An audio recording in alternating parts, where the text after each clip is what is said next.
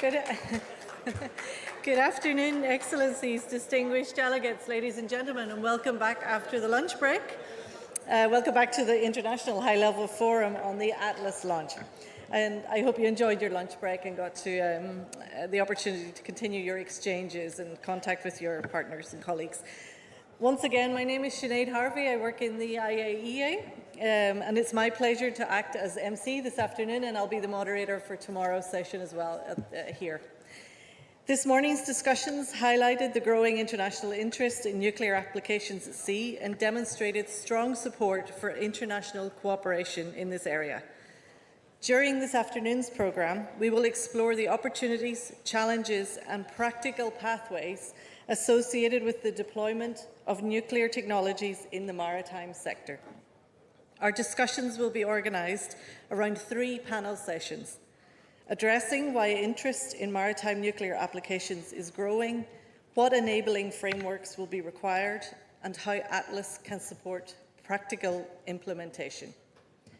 So let us begin with our first panel. Our first panel explores the fundamental question, why nuclear maritime now? Demand, opportunity and strategic drivers. This discussion is intended to cover why maritime nuclear applications are attracting serious attention at this particular moment. I'd like to welcome them all to the stage now, please.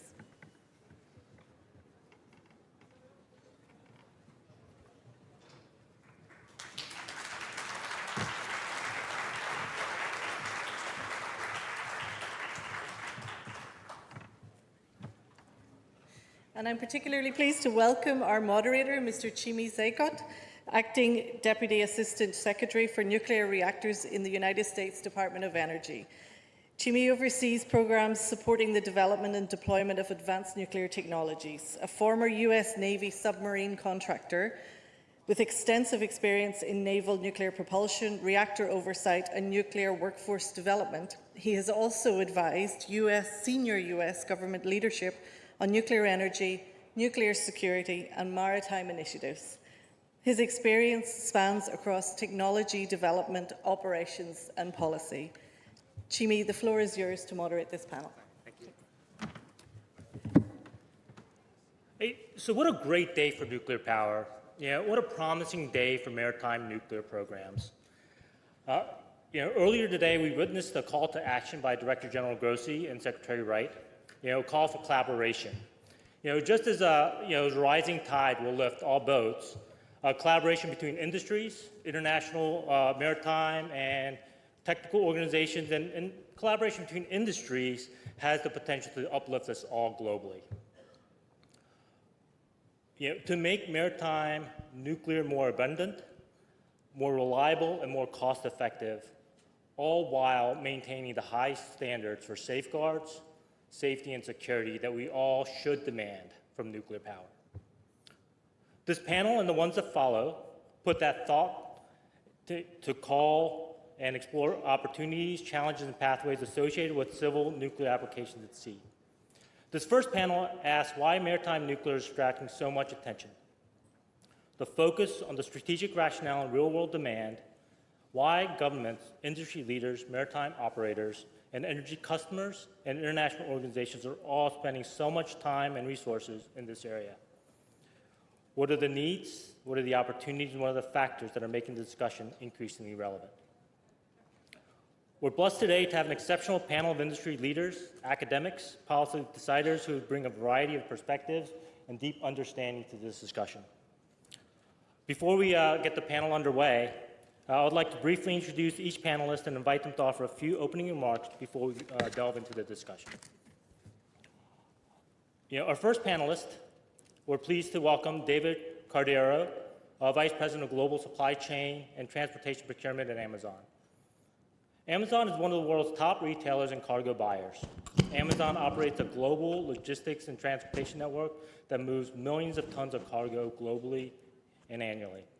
David's perspective will help us understand how cargo buyers are evaluating new energy options, including nuclear propulsion to meet commercial shipping needs for reliable, scalable, and cost-effective needs. David, from your perspective, why is maritime nuclear attracting so much attention today? Hi, thank you for the question. I appreciate that, and thank you for having me. Right now, from our perspective as a large global cargo buyer, the reason nuclear is attracting our attention is maritime is one of the hardest sectors to abate in terms of emissions. And there is a tremendous opportunity we see with the nuclear maritime industry capabilities to get to net zero carbon, which is a commitment that Amazon has made to 2040, carbon emission neutrality. And there's really no other avenue we see currently that is going to deliver that for us in the maritime industry. We also see, and this is really one of the larger attractants to this, is the opportunity to operate a more efficient and fast ocean network. The reality is we see through some of the things that have been shared with us, the ability for these vessels to operate at higher speeds, which ultimately allows greater efficiencies within the supply chain, and that's very exciting for us. Perfect, thank you. Stephanie Hirma is Allseas Manager Nuclear, a global offshore construction and maritime engineering company. Allseas operates at the intersection of energy, infrastructure, and maritime operations. In addition to extensive maritime activities, Allseas is developing an advanced nuclear energy technologies for both onshore and maritime applications. Stephanie heads the nuclear operations and offers insight into offshore industry needs, practical challenges, and technology advancement while supporting maritime uses for nuclear energy. Stephanie, can you share some thoughts on why this is so important? Thank you for that introduction. Yeah, so as a global maritime player, we struggle to actually decarbonize our vessels, so to lower our emissions. And for years, we've been looking into alternative fuels like methanol, ammoniac, and such. But we figured that it was actually limiting us in various ways. So it's more costly, it's not abundant, and also requires more frequent bunkering, which is very limiting if you're spending a lot of time offshore. And that's the moment where we started looking into SMRs and learned very quickly that this may actually change the maritime industry as we know it. So this will really enable us to, be more independent offshore, but also increase productivity, like was mentioned before. So with that vision, we went out to the market and looked for a design that would fit our purposes and also our operational requirements. Then learned that that was not available, and that's where we decided to do it ourselves. So we're now both developer and end user, and we're looking at a market of about 700 vessels for our type of reactor. So instead of sort of waiting for this to happen, we decided to actually do it, and that's very exciting. Yeah, perfect. Thank you, Stephanie. Virginia Crosby is Chief Executive Officer of Nuclear Energy Maritime Organization, or NEMO. NEMO is an international member organization for the maritime nuclear sector. NEMO brings together stakeholders across maritime and nuclear industries to support safe, secure, and commercially viable deployment of civil maritime nuclear applications. Her perspective provides insight into the industry's trends, stakeholder priorities, and growing international interest in maritime nuclear technologies. Virginia, your thoughts? Thank you, Jimmy, and thank you for the invitation. I think it's first to highlight this is not necessarily about the technology. We've had the technology. We've proven. There's been a lot of talk about the NS Savannah today, and I hope lots of you are going on the tour tomorrow. There's been a lot of talk about icebreakers and naval applications. This is a lot about demand. The numbers have been mentioned over the last couple of days that 80% of the world's goods travel by sea. But what's not really been highlighted is that this is due to double by 2050. Now, I'm a scientist, I'm a mathematician. If it's doubling by 2050, that's a compound annual growth rate of 3% a year. The demand is going to be absolutely phenomenal. And then it's also the maths behind container ships. They're built to travel on average of around 26 knots, but they're traveling at 17 knots on average. Why? Because of the cost of fuel. And also ports. A lot of discussions about ports, and we had an example from the Port of Seattle yesterday. Their current demand is 50 megawatts, and they've got that forecast to go to 250 megawatts by 2040. This is not that far away. So we're seeing significant demand, and that's leading to necessity, which is real customer problems, and they're looking for solutions to actually solve these problems. And leadership. I think we can't not include leadership in this conversation. Government leadership, we've seen a stepwise change in the US here, and actually somebody mentioned me today that actually the initiatives we've had from President Trump in terms of the renaissance in the nuclear sector almost outstrips what we had with President Eisenhower in his Atoms for Peace initiative. So we had that leadership, we've had the likes of MARAD with their RFI for SMRs, and the plethora of MOUs that have been signed between the likes of MARAD and ports, and government organizations really working together. And we have to talk about capability, the range of reactors, and the increase in options. That means we can target propulsion, FMPPs, and offshore industries. And that leads us to really the last few days in ATLAS. It's the right people. It's ensuring that we've got the right people in the room, and not only that we've got the right people having the right conversations. Thank you, Virginia. Jan Embelsvåg is a professor at Norwegian University of Science and Technology. He's also the director of the SFI Saint Research Project. His work focused on maritime systems, innovations, and strategic assessment of future technologies. He brings an analytical and research-based perspective on long-term market trends and strategic drivers. Some thoughts, please? Yes, I have a lot of thoughts, but I'll try just to convey one right now. And a lot of ship owners have looked for alternatives for the last 15 years, exploring, slower speed, LNG, green alternative fuels. And if you look at the green alternative fuels, if you look at the numbers, if you take everything out there on the high seas that is ship-like, like drill ships, but also conventional ships and all kind of those things, they consume about 400 million tons of fossil fuel. It has a density of about 11 megawatt hours per ton. If we were to replace this with green ammonia, it has only 5.2 or 3 megawatt hours per ton, which means we would need twice the amount of fuel to do the same job in the global trading system. But green ammonia requires about 12 megawatt hours per ton in production. And when you combine these numbers, you get a very depressing number. You get 10,000 terawatt hours of electricity would be required, which means this would be in the darkness. It's almost all the power in all of the OECD countries combined, which has brought me to the very simple conclusion that either we do this correctly, or this will be our industry in fossil fuels. It's that simple, like it or not. I really like that phrase, doing this correctly. So thank you for that. Justice Wabiabo is the Chief Executive Officer of Kenya's Nuclear Power and Energy Agency. This organization is responsible for promoting and implementing Kenya's nuclear power program.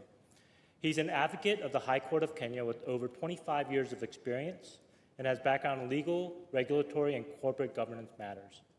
He brings a national program implementation program perspective to nuclear energy development, with particular focus on institutional and strategic foundation needed to support the deployment.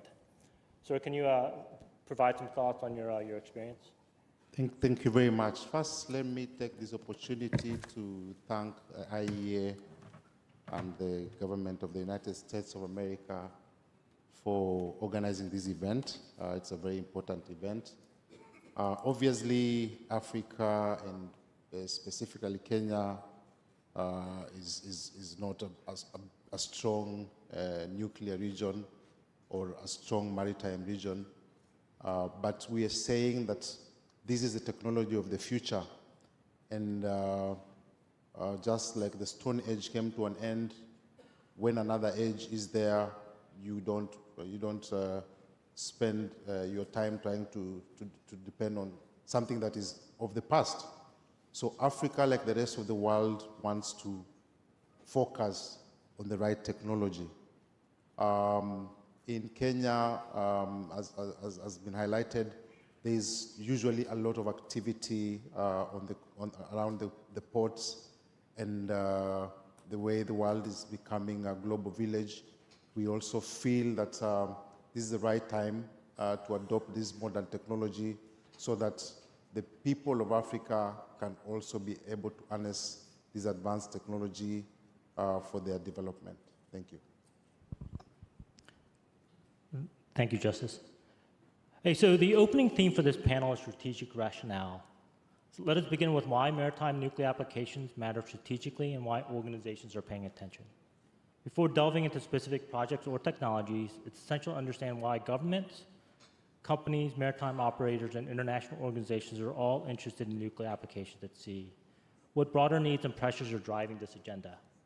So, David, from your perspective as a leading maritime cargo buyer, what trends are driving this concern about the future of energy availability, reliability, and scalability? Yeah, thank you for the question.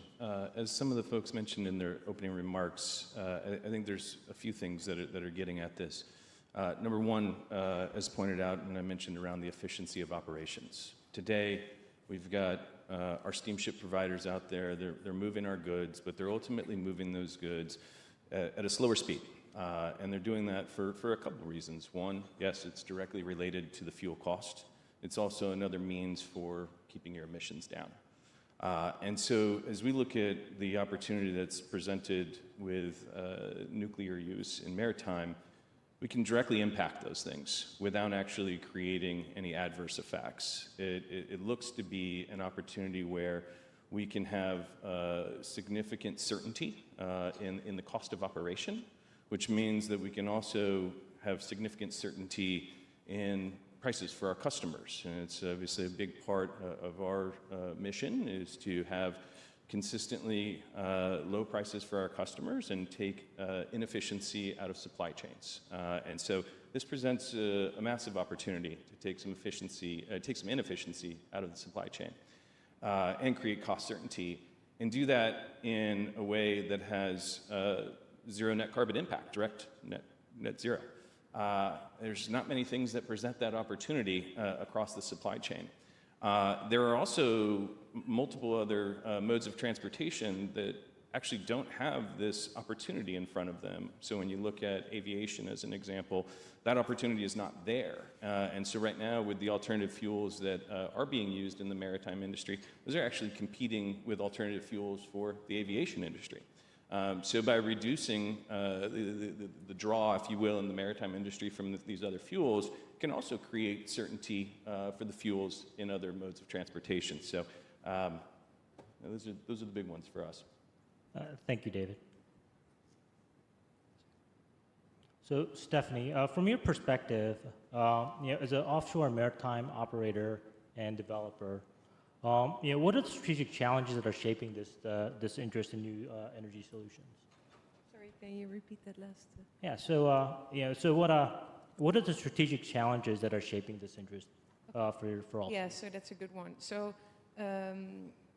Early in our process, we figured that the speed of this development is only going to be determined by the regulations and the regulatory landscape to be shaped. And luckily, within the IMO, progress is made, and we've been looking out for this day for a while. So we're very happy that this program is being launched, because obviously we need the regulations to be in place in order to realize this.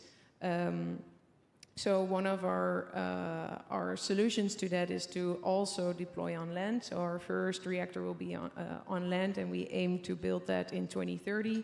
And then hopefully from 2032 onwards, we can also deploy offshore.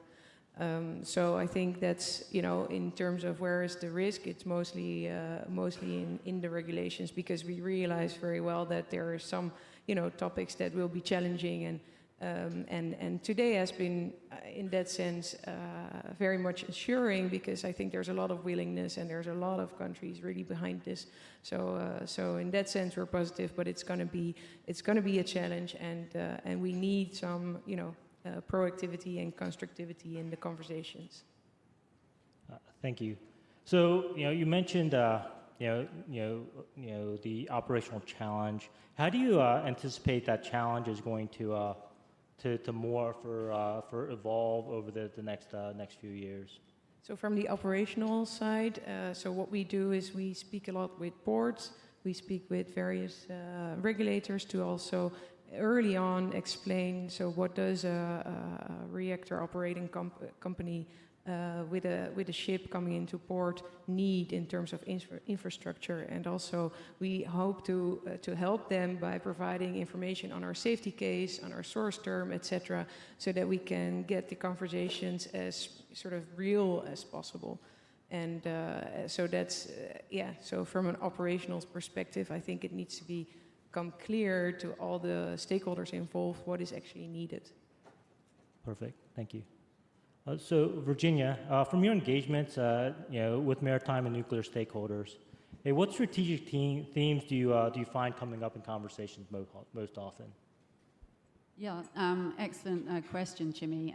I would say, being CEO of NEMO, Nuclear Energy Maritime Organization, I've got the best job in the world. Why? Because everybody wants NEMO to succeed.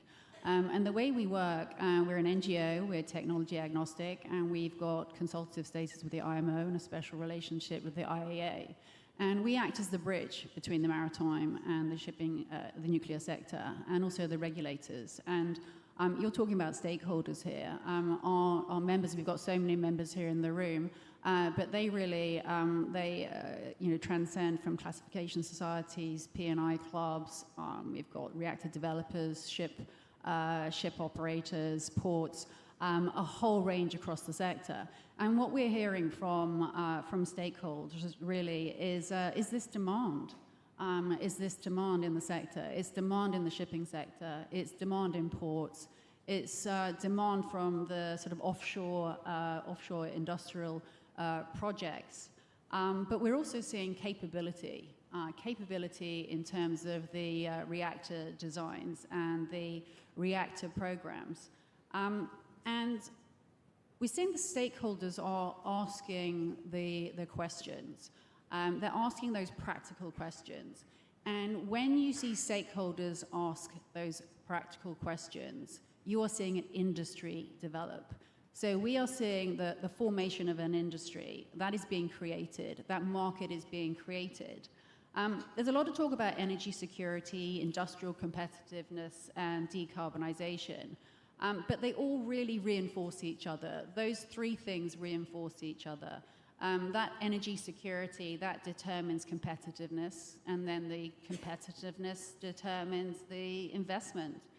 And I think it's critical to highlight how decarbonization, that's changing energy choices. It's changing energy choices for both governments and for industries. And we're seeing a convergence. We're seeing convergence of this demand. We're seeing convergence of this energy security, of decarbonization. It's all coming together. And it's really bringing us back to why ATLAS really matters. Thank you, Virginia. So Jan, from the research and strategic perspective, what are the signals that you're seeing suggest that maritime nuclear applications is becoming really much more serious? Becoming really? Much more serious. Well, I think that once people learn that there are a lot of new technologies on the way, a lot of people, they associate, if you ask them on the street, they will, at least in Europe, they will associate this with, accidents in the past and so on. But once they learn that there's a lot of new positive things that have happened over the years, I mean, one thing is the reactor designs, but also fuel, such as TRISO fuel, for example. That's one of the things that we focus a lot in our project, simply because the TRISO fuel, as the DOE says on their webpage, the most robust fuel on Earth. It's basically a nuclear chemical fuel, nuclear ceramic fuel that contained a radioactive material. And of course, originally it was developed for proliferation purposes, if I remember correctly. But the point is, this ship will sink. I talked for a whole bunch of insurance lawyers in Geneva the other year, 100 of them. And of course, they are insurance lawyers, they ask critical questions. But the fact that this fuel retires a huge amount of risk, even if the reactor loses cooling, if the ship sinks, it will still retain all these elements. And it's a really, really strong case for environmental risk protection, which makes it possible to have commercial insurance. And this is actually doable. That's the point. Perfect, thank you. So, as we look forward, we talked about some of the technical enablers, and really appreciate you talking about those technical, developments that have driven down risk. And I think that is such a huge area that we ought to explore later today. But as we move forward, hey, what are the trends that we ought to be looking for to make sure that this need continues to develop? What are the enabling things that will make sure that it's sustainable? Can you talk to that a little bit, please? Yes, we pursue a path of very, very high specificity. So we have specific ship owners, specific reactors, specific trade, specific insurance companies, specific reactors, specific turbines, everything to take away all this, general discussions. And that high level of specificity allows us to find a concrete solution. Then, of course, the next step will be, could this concrete solution work for other applications? And, of course, we believe so. And we also believe that seeing is believing, that if we can get one out there, 2 ships, let's say 3, then I think a lot of people will see this is doable, and they will start to see, what if we now change a lot of these conventions that has basically hindered this kind of technology? And then I think we are on the right path. We can actually decarbonize shipping, but in the process, like the late, never mind his name, sorry. He wanted to do well by doing good. Meaning he wanted to do, Ray Anderson, that was his name, sorry. I knew him when I was doing my PhD in Atlanta decades ago. I think a lot of business owners really want to do environmentally good, but they also need to do economically well. And this offers an avenue that's credible. That's excellent. I can add to that, maybe. Yeah, please. Yeah, so because I fully agree, and I also like to hook in on the cost aspect, because I think this will only fly if we can really be cost competitive with the alternatives. So in order to enable these developments and get it really going, we do need investments, both public and private. So and that's something that the Netherlands as a country now is also looking into, and that will really enable us to make speed, but also kicking it really off. And of course, here in the US, there is money from DOE, as I understand. Yeah. Perfect. Thank you. So Justice, from a perspective of a nation embarking on a nuclear journey, and it's a beautiful journey. What are the strategic considerations that you hold that can make floating nuclear power plants or other maritime nuclear applications more relevant compared to something that may be land-based or something a little bit more conventional? Yeah, thank you very much. I think why this new technology will make a lot of sense for embarking countries, and let me speak more so for African countries, is a little bit obvious, because we don't have very strong economies. Most of our countries don't have a lot of dollars that they can pay for a nuclear project. And what we've had from this meeting is that we can look at nuclear energy as a product which can be purchased based on your economic ability, so that you don't have to look at it as a project that, if you don't have billions of dollars to build your own nuclear, you can still take advantage of this technology, because the flexibility that floating nuclear power plants offer. We could have a country with the technology, bring it to Africa, and then we buy it as a product. And also looking at the resources that are at most of our coastal towns, we are not able to exploit them because there's not sufficient electricity in those areas. And to make it more, there's the aspect of grid. We do not have very robust grids. And having these nuclear, floating nuclear power plants where they can be able to be available to provide electricity based on the infrastructure that's already available. I think that is a good promise, and that will allow us to be able to benefit from the nuclear technology. We heard about not waiting for 10 years, but you can, in 10 days, you can actually have nuclear energy being utilized by your system. Thank you. That's excellent. So, if you forgive my paraphrasing, it really does feel like, hey, if someone from this audience per se, the next half decade or so can provide a ready-made solution that's able to connect into the existing infrastructure, that would be something that would be ideal for not just your country, but probably many others, right? There's a need. It'll enable certain growth, some opportunity that didn't previously exist. Perfect. Okay. And then Stephanie, back to you. Hey, so as the expert on offshore infrastructure, right? That question about new capabilities or new opportunities. From your experience, what would we do? What could you do with floating nuclear power plant? Maybe something. Is there a use case in there that'll open up a new market or new opportunities where it just would be too hard to get power otherwise? Yes, definitely. So, in that sense, we're not married with either onshore or offshore or the floating power plants. I think everything should be possible and should also be equally interesting. So the floating nuclear power plants have, I think, a huge opportunity in developing countries, but also in countries like the Netherlands, where it's densely populated. We all suffer with grid congestion, and there is a huge growing demand of electricity, also due to data center developments. I think in that sense, like you say, it can really enable growth and then act as a temporary solution and then go on to another location. And perhaps from a licensing perspective, it's also slightly easier than the propulsion case. So it may as well be a good sort of first step. Yeah, perfect.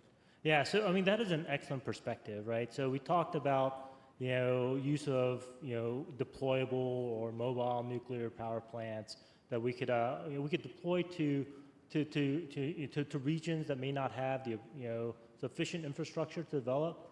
But that's an excellent case where even in a well-developed country where because of grid congestion, limitations of our own infrastructure, that these power plants could be a force multiplier and really unlock some capabilities and and industries that we would not be able to unlock otherwise. Yes, fully agree. Yeah. All right, thank you.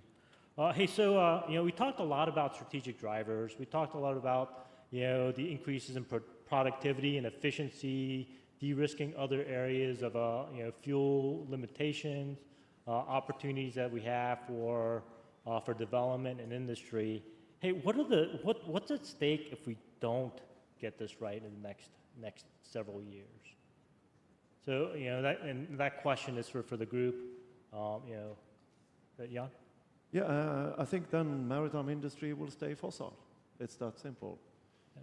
But if you look at the bigger picture, I think what we really have a great opportunity in the maritime industry is that because there is one regulator on top, IMO, we actually have a chance of making grand-scale industrial with identical units and not have all the, in Europe we have a lot of countries and they all have slightly different rules and you need to adapt the facility from one country to another country.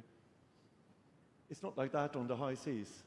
So that means we could actually see a true industrialization of nuclear finding its way through the maritime industry. And if we're lucky, which I hope we will be, this will have a spillover effect into land-based nuclear. Perfect. Because, I mean, the physics is the same. No, absolutely right. And I think you just summarized very crisply for the audience here why it's so important, like this project ATLAS, it really takes root that we have centralized leadership and, there's this shared mental model on what the regulatory framework, what the appropriate safeguards and, safety structure needs to be. Great. right, hey, so moving on, just in the interest of time, our second theme deals with real-world demand and opportunities. I think we've touched on it a little bit, but if we could delve a little bit deeper in this next series to talk maybe a little bit more detailed into specific use cases or how they would how this technology would be applied to drive down risk. That'd be great. Hey, now that we've discussed that strategic rationale, right? David, hey, what is the perspective, as an energy consumer, the sort of characteristics that would make this energy solution worth serious investment and consideration, right? Thank you for the question. For this to be worth serious investment, it has to be globally interoperable. So as a global buyer of transportation services, ultimately container shipping is a big part of our maritime consumption. We need something that is globally interoperable. It doesn't make sense, it won't make sense for the asset owners and operators who, is to the point that Jan made, these are long life assets. And so as these fleets are being replenished, those assets are going to be around for 20, 30 years. And so we need action from a regulatory standpoint to make sure that we've got something that is globally interoperable so that fleet owners will want to invest in these assets and they will bring them to bear so that they are interoperable in their network. Networks need to be fluid, and they need to be able to reposition assets across the globe, and having limitations on where vessels can actually operate will actually hinder the viability for asset owners and operators. And so I would tell you that that's the key thing that has to happen from a consumer standpoint is we need global interoperability. Yeah. And David, I'm assuming that also involves port access, right? 100%. Perfect. And I think that is, like, if anyone in this room is familiar with naval reactors, they will highlight the importance of that port access, ability to pull into to just about any port that they need to to conduct their missions. In this case, it'll be trade. So really that unified framework is really integral to this discussion. Stephanie, for you, offshore or maritime applications appear most relevant when thinking about demand for energy solutions. Do you see this market niche, or excuse me, do you see this offshore maritime applications as a niche market, or is it a more broad one that could be applied? Yeah, so of course it depends a bit on the speed at which this can be rolled out, and how easy the adoption go, and that will also determine strongly on the flexibility that ship owners have. Can they sail into ports? How many ports can they actually access? So in that sense, the level at which this will succeed and how big the market is will strongly be dependent on the ecosystem. So as said earlier, we did a market study and we looked mostly into container ships, bunker ships, and other transportation ships because they have a relatively high capacity factor. So from that point of view, it's the most interesting market. So that's a market of around 7,000 vessels, and then we assumed an adoption of around 10% of that. So we speak of 700 vessels. So it's an interesting size, and in that sense, once it's fully global, I think it will be a substantial portion. Perfect. Yeah, so I really liked your use of the phrase capacity factor, right? Because we use the same phrase in terms of availability for nuclear power plants, right? I think it's important to make sure that we match those up. I think that is a very very integral discussion very early in the design phase. That if we don't match those two exactly, or at least provide additional capacity, then we may find ourselves short in this market. Virginia, for you, hey, where are you seeing the strongest signs of real-world interest, right? What are the most prominent market developments among floating nuclear power plants, offshore industrial platforms, and nuclear-propelled ships? Well, in terms of the most prominent developments, I think it's important to start with the customer. and the problem that the customer is looking to solve rather than being driven by the technology. And I think it's important to let the market tell us where nuclear should go first. I mean, Stephanie's talked quite a lot about offshore and FMPPs and the ability to actually have energy where it is actually needed. We've seen that with the likes of ports. They're busy with ships, with cranes. They are busy with logistics. We've got AI data centers, desalination, glass production. Essentially, ports are like utility companies. And it's a competitive market. They're trying to attract investment in their areas. And these ports, some of the licensing agreements are 25-year licensing agreements. That works really, really well with nuclear, with some of those agreements. And you're also seeing with ports, they're very used to stakeholder engagement. These are big, noisy sort of industries. They're having to have the support of it's important they have the support of the community. And that sits quite well in terms of having FMPPs in ports. Remote industrial projects, how do you get these off the ground if you need huge demand for energy? And these sort of long-term reconstruction projects, whether it's a tsunami or an earthquake or global conflict, having FMPPs in place and the ability to actually put the energy where the demand is. I think we also need to talk about propulsion because longer term that's potentially a huge market, and that will change the fuel dynamics in terms of the range and the endurance and the speed of the shipping community. But I think we have to focus on the first successful applications where the customer is actually addressing a problem, and that is actually what will drive it. It's the economics and the fact that nuclear offers something that other alternatives can't offer. Thank you. So Jan, I really liked your discussion, a few minutes ago concerning kind of this interplay between the different capacities and risks, in different industrial sectors.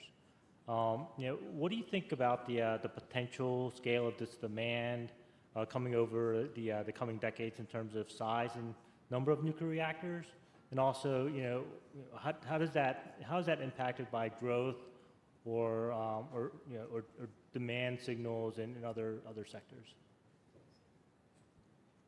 Oh, very good question. I think that if we get the economics working, then we have a typical lifespan of a ship, 20, 30 years, depending on what kind of cargo owners and rules and stuff they're sailing under.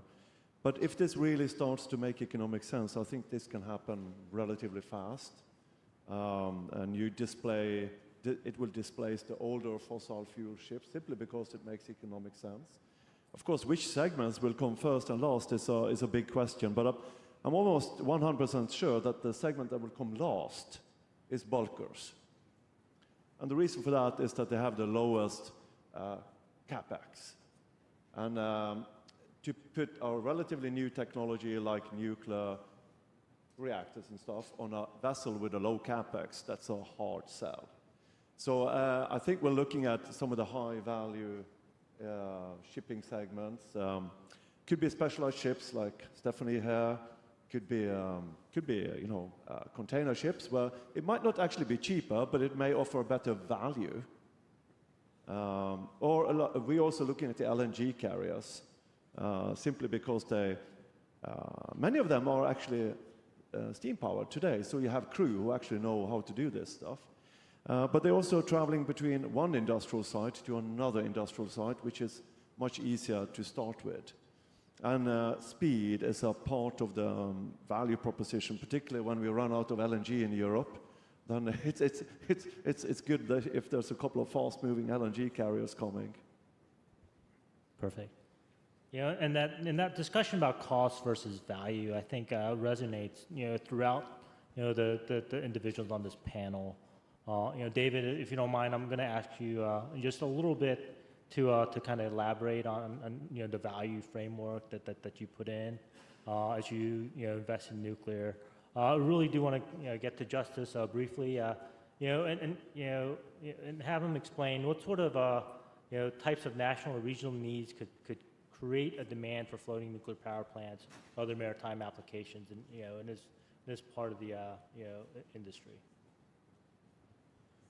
Thank you very much. I think for developing countries, you will appreciate that we have a lot of resources on the coasts. Right. Like Kenya has discovered some oil offshore, and therefore it will need a lot of energy to do the mining for that. We have a lot of food resources in the sea, the fish and so forth, but because of there not being enough electricity or power, they're not able to tap that. And looking at just the fisher folk who live around those areas, they get a lot of their the produce they get from the fishing spoiled. So estimates give it at between 40 and 50%. I think that is a lot of loss. And if we had sufficient electricity, that could be able to address these problems. That is exceptional. Secretary Wright was just up here earlier today. He spoke about energy abundance as an enabler for quality of human life. And I think your explanation of how you could use this new technology, this new capability, to create this sense of food abundance, unlock new industry and a source of wealth for your country. I think that that's a noble goal that we should all get behind.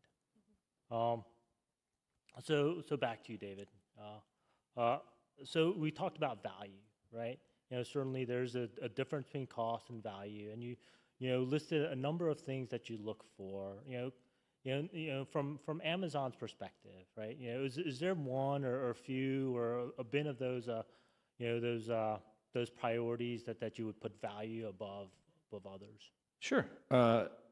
Thank you for the question. I think there's really three factors here. So Jan hit it. Speed does create value. When you think about it from an inventory standpoint, as an example, if you can more reliably move inventory into your network at a faster clip, that obviously reduces your inventory holding costs. And so value is created by speed. Value is created in replenishment. There's value that is created through cost certainty. Simply having a cost that you can plan to and consistently understand what that operating cost will be creates certainty in the supply chain as well. And then lastly, is the actual sustainable side of these things, which is super important, and that is the direct impact to the carbon footprint, and a significant reduction in your carbon footprint by utilizing a nuclear-propelled vessel versus the conventional fuels that we have today. So while cost is a key consideration in all of our purchasing decisions, we look to factor multiple things into that cost to drive the total value, if you will. And so it's our expectation that over time and development and investment, we should probably get pretty close to some levels of cost neutrality versus conventional means, plus drive these other factors of value into it. Perfect. Thank you. All right, so I think we're getting short on time. I would like an opportunity to hear from all of you, and really, just a couple sentences on what success looks like for you in terms of maritime nuclear. It's my favorite question. I think it would be helpful for the group here to really understand, hey, what does winning look like in this sector, right? And in Justice, you've gone last this entire panel. If you could do us the courtesy of starting us off. Yeah, thank you. I think for me, what I will say is that starting with what ATLAS aims to achieve, it is good that the world community works together, just like it is done in the nuclear field, and integrating nuclear and maritime will require closer collaboration. The nations of the world need to put aside the politics and focus on how science and law can work to serve humanity. Thank you. Perfect. Jan? I think if we can manage two things, of course, safety, security, safeguard, that's taken for given, yeah. But if it can be commercially insured, and what was the other thing? Commercially insured and industrialized. If we can manage those two things, then I think the laws of business, so to speak, will take this further, and you have a cost reduction, you have a much higher value than cost, and this will start to be a snowball rolling by itself. Perfect. Thank you. Virginia? Thank you. I think it's quite straightforward, and I think I'd like people in the audience today to go home and remember that maritime nuclear could transform. It could transform how we power global trade. This is enormous. And not only that, it's an opportunity to get energy where energy is needed. So for all of us in this room, this is an opportunity to put an industry together, to do that with safety, and we need to do that together. That's really important. Thank you. Stephanie? Yeah, so I fully agree with what was said before, and of course, indeed, safety, security, safeguards need to be assured. We need to do it diligently. And of course, being ambitious, for us, success is also to be in the waters in 2032. So that's pretty soon. So, for us, the progress is important. So, run a diligent process, but run it efficiently so that we can really get this going and, have the benefits from this opportunity. So it's, of course, huge benefits for the maritime industry, but for the world as a whole because of the impact we can make with carbon emissions. So 3% of global greenhouse gas emissions is equal to the 6th largest country. So it is significant, and the difference we can make is huge. So I think for the world, this is really a game changer. And then also for the industry, it also, there's an opportunity for countries to, strengthen their maritime industry, to also strengthen their ports, be future-proof, improve energy security. So it's really time to really grasp those opportunities. So for me, success looks like, getting it really going and making sure we run this efficiently all together without giving in on, the diligent process that we all need to run to ensure the safety, security, and safeguards that are so important. Thank you. David? So I think success from our lens and from probably everybody's lens is seeing global cooperation to bring the value that we've all been discussing here to bear. It was really interesting earlier today to hear the speaker from Germany talk about that they were operating a vessel in the 60s, and they had a program operating, but they ultimately had to shut it down because it wasn't globally interoperable. And that's the reality of where we're at today. There's an emerging technology, there's consumer demand, there is viability to impact carbon emissions. There's viability to create a product and service that can operate at high quality, high efficiency, and reliability. But we ultimately need global cooperation to bring that to bear. And so I would define success as seeing global cooperation bring that all to bear. Perfect. Thank you. So, as we draw this panel to a close, I think we've heard, several major themes, come to fruition. It's not just about the technology. I think technology and engineering, I think those things we can get there, right? That's investment, that's time, that's technical know-how. But, there's a lot of other, competing interests, right? Cost is a factor, but it's not the only factor. It's the value structure that it could bring and, and capabilities in terms of opportunities, developmental, potential impact on human, human well-being and security. So I think, it frames the discussion on why nuclear maritime is so important, not just for shipping, not just for floating nuclear power plants, but all of the above, right? And the conversation, just recently heard, right, is it's transformative, right? And the way that we ought to look at this isn't, hey, what are the need statements that we need to answer today? But and not just where energy should be, but also where energy should be, going into the future, right? What sort of things should we use this energy to enable? So, you've heard several variations of what success will look like at different timescales. That itself, I think, is a call to action. One, I hope will help set the stage for the follow-on discussions today. That concludes this panel. Thank you very much. Thank you. Thank you. Thank you.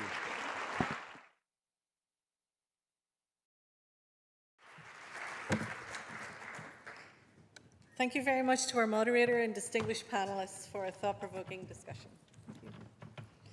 Please bear with us while we quickly transition to our next panel.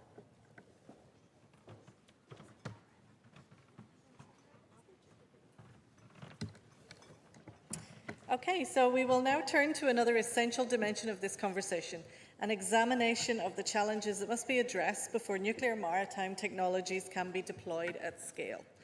This panel is called Enabling Maritime Deployment, Law, Regulation, Safety, Security, and Safeguards and Liability at Sea. And I would like to welcome the panel to the stage.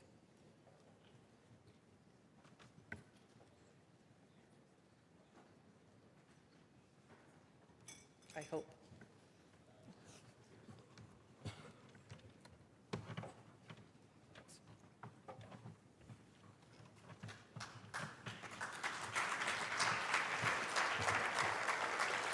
To guide us through this discussion, it is my pleasure to welcome our moderator, Mr. Mike Finnerty, Chief Executive and Chief Nuclear Inspector of the United Kingdom's Office for Nuclear Regulation. Mike Finnerty has over 30 years' experience in the UK's civil and defence nuclear industry. He began his career in the late 80s as a nuclear safety analyst. He joined the UK's regulator in 2003 as a nuclear safety inspector, specialising in criticality safety assessments, and remained at ONR for 21 years, influencing improvements in safety and security both domestically and internationally, whether as a site inspector or in senior roles. Prior to rejoining ONR, Mike was a special assistant to IAEA DG Grossi for nuclear safety, security and safeguards, playing a crucial role in developing the concept for the ATLAS initiative. Mike, the floor is yours.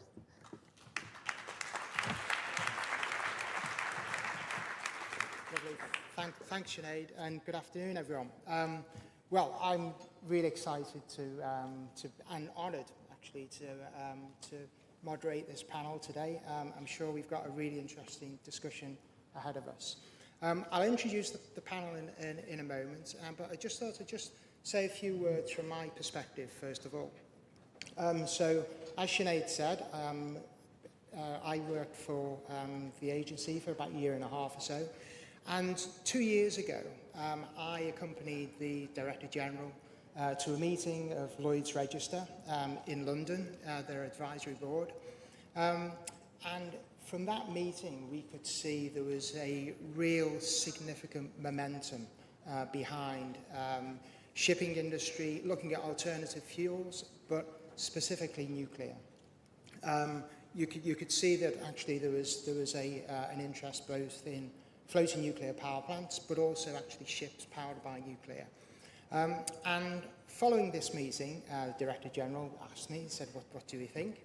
And I said, we need to be ahead of the curve here. You could see there was clearly momentum gathering, and I said the agency needs to be ahead of the curve. And from those discussions, ATLAS was born. So, it's been mentioned a number of times. It was clear that the input from regulators, from port authorities, from classification bodies, from insurers, etc., this was a really complex landscape. And so the idea for ATLAS was that this creates a framework, technology neutral, but a framework to bring together the various conventions, regulations, and requirements that if a shipping organization, for example, was keen to deploy nuclear, it would know how to do it. It would know who to go to speak to be able to take this forward. And that was the whole idea about ATLAS. Now, ATLAS, this was 2 years ago, these conversations happened. ATLAS, under the leadership of Director General, has been taken forward through IAEA and in collaboration with IMO. But a few points that I'll just make, I think, from my, my very early observations, really, about ATLAS and some of the things that I still feel is a real requirement for this work going forward. First one for me is some of the documentation that supports ATLAS. So, for example, a safety justification. I think it's really important that if you have a safety justification for a particular technology, this is done once, repeated many times. What we absolutely can't do is, this will be so inefficient, is if you have a safety justification, it is repeated by different regulators, and used separately by classification bodies, by IMO, and that will just create a situation where we won't get movement at all. So it's about very much the case of actually one assessment repeated many times. The other thing is replication. We've heard, again, I've heard a number of times that, look, actually, one of the things about ATLAS is economies of scale, actually. And so I think replication is a really key point. And this is for regulators and for other authorities to actually work with the industry to enable replication to happen. If this does work, and we do indeed get replication, I think that actually this has got the potential to really drive particularly the SMR market, where we'll actually have lots of SMRs, similar, absolutely the same design, replicated a number of times. This will enhance the supply chain, etc., etc. So there's real benefits from this. And then just the third and final point I'll make is this is about mindset. So, we've heard a lot over this morning all about the ATLAS framework, what it entails, about actually how it will operate in terms of, the arrangements and things. These will all need to be worked up. But the one thing that I haven't heard yet, and I think this is a really, really important point, is actually this cultural aspect, the mindset. I think it's for all of us, for regulators, for industry, for classification bodies, insurers, to understand that actually this is different. We need to actually do things differently if this is to be taken forward. And that cultural piece is so important. Because I think if we don't get that right, I think we will, some of the old ways of doing things, things that take far too long to deliver, being risk averse, etc., all of these things, I think they will hold back this really exciting project. So I think it's, I think this cultural piece is really important, and I think it's for all of us to work together to ensure that actually we do generate the right culture. So that's just a few points from myself, but that's enough from me. We've got a great panel here, and it's, and the panel will talk through some of the key aspects of ATLAS that need to be addressed to be taken forward. So my very first panellist, this is Mr. Masood Karim, who's Deputy Director of the Maritime Safety Division at International Maritime Organization, IMO. So Masood, he leads the work on marine technology, ship design and construction, ship systems and equipment, and the carriage of cargoes and containers. Mr. Karim is a chartered engineer and chartered marine engineer, with more than 3 decades of maritime experience. He's worked across seagoing engineering, classification, flag state regulation, maritime safety and security, and international maritime policy. Prior to joining the IMO, Mr. Karim headed the Maritime Security and Maritime Labour Convention branch of the UK Maritime and Coast Guard Agency. His extensive experience in developing and implementing international maritime regulations, together with his work on emerging maritime technologies, provides valuable insight into the regulatory and safety considerations associated with nuclear-powered shipping. So first of all, Mr. Karim, I'd invite you to take the floor and give your first impressions of the whole ATLAS project. Thank you, Chair. The first impression, actually, why I am here.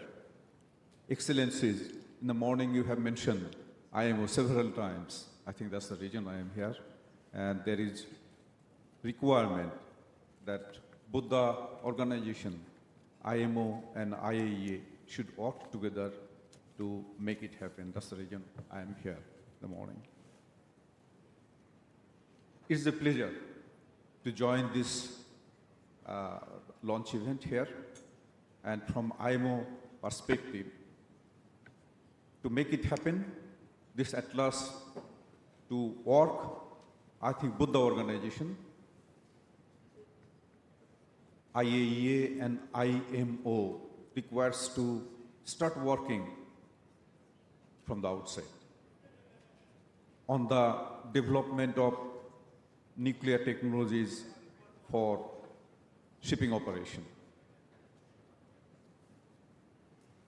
IMO welcomes this initiative, and we see ATLAS and the ongoing IMO work to revise the regulatory framework for nuclear power ships as complementing, not competing efforts.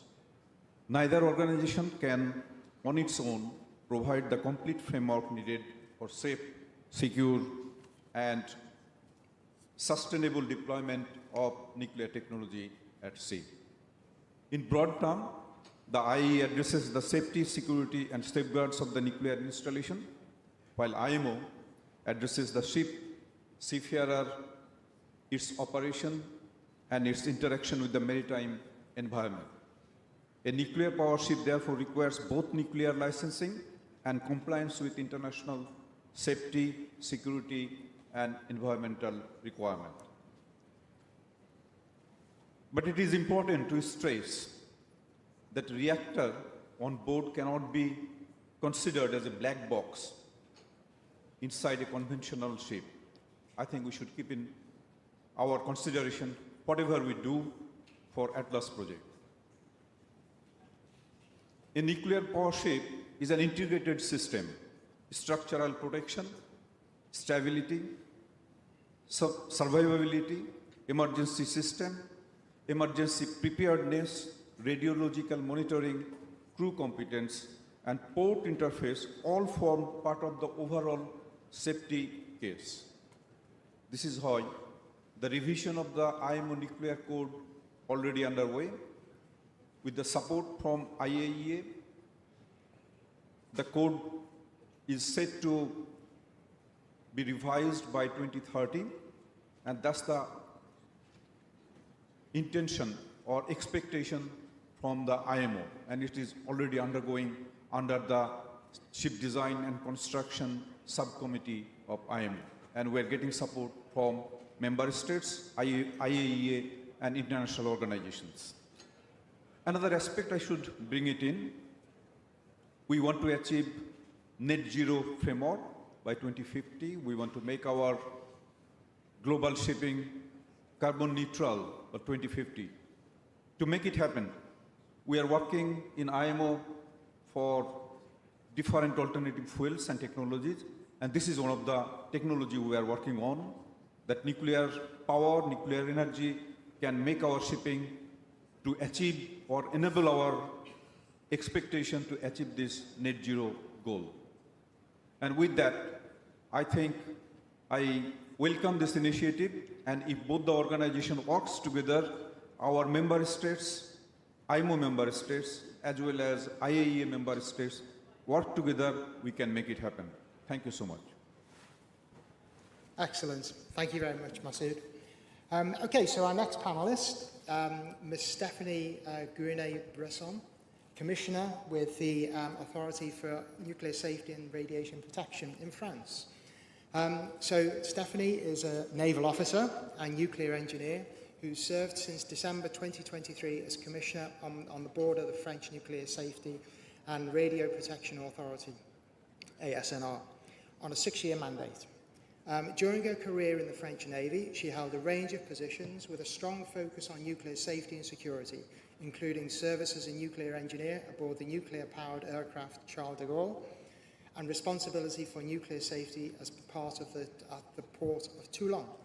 She also served as head of staff responsible for commissioning new naval armaments and for delivering navigating licenses to French military ships, including nuclear-powered vessels. Her combined experience with French nuclear-powered ships and her current role within France's Nuclear Safety and Radiation Protection Authority give her a distinctive perspective on the safety and regulatory considerations associated with maritime applications of nuclear energy. Stephanie, the floor is yours. Thank you, Michael. I must confess that I feel deeply connected to the maritime and nuclear topics, not only because of my experience in the Navy, but also because as my father used to storytell, I am supposed to have taken my first steps on board of the first French nuclear submarine, Le Redoutable. On these topics, I am convinced that most of the Western regulators are already ready to support any maritime project at a very early stage. As an example, I can explain that in May, the Western European Nuclear Regulators Association, WENRA, issued a statement calling for a robust, internationally consistent safety framework to assess new nuclear propulsion technologies for merchant ships. Especially the members of WENRA consider that, given the specific hazards of the maritime environment, all initiatives in this field will have to achieve the highest safety, security, and safeguards levels reasonably achievable. And they called also for the demonstration of a sufficient level of maturity of both design, safety cases, and licenses before a reactor could be licensed at sea. Another example of the maturity of the Western regulators is that because IMO's codes will be the transboundary regulatory framework for nuclear power ships, some European regulators, as ASNR, but also as INVS, OSHTUC, and so on, are already involved into the IMO's correspondence working group on the revision of the nuclear ship code and the Chapter 8 of the SOLAS code. And I think that IAEA has to be involved also in these IMO's working group to ensure that the renewed nuclear code is really, really deeply in line with the latest IAEA standards. In fact, we need that the revision of the code firmly establishes the safety objectives and then provide sufficiently comprehensive and detailed safety requirements to be used easily by any regulatory competent body to grant the ship's navigation licenses with a specific chosen technology. On the other side, for the floating nuclear power plants, the regulatory framework will be a national one, but based on IAEA standards, of course. And I think we must collectively work to adapt the existing standards to the specific maritime hazards. But having goal-based regulatory framework is not sufficient, because safety can be implemented at the end, but must be an inherent part of any nuclear project from the beginning. The truth is, an inherently safe project is a good industrial project. And so we need to establish early dialogues with any vendor to help them to implement safety from the beginning and to help us, the regulators, to get prepared to the new kinds of technologies or uses. For instance, in France, we have established kind of early processing process, which is in fact a win-win and empathetic dialogue with vendors.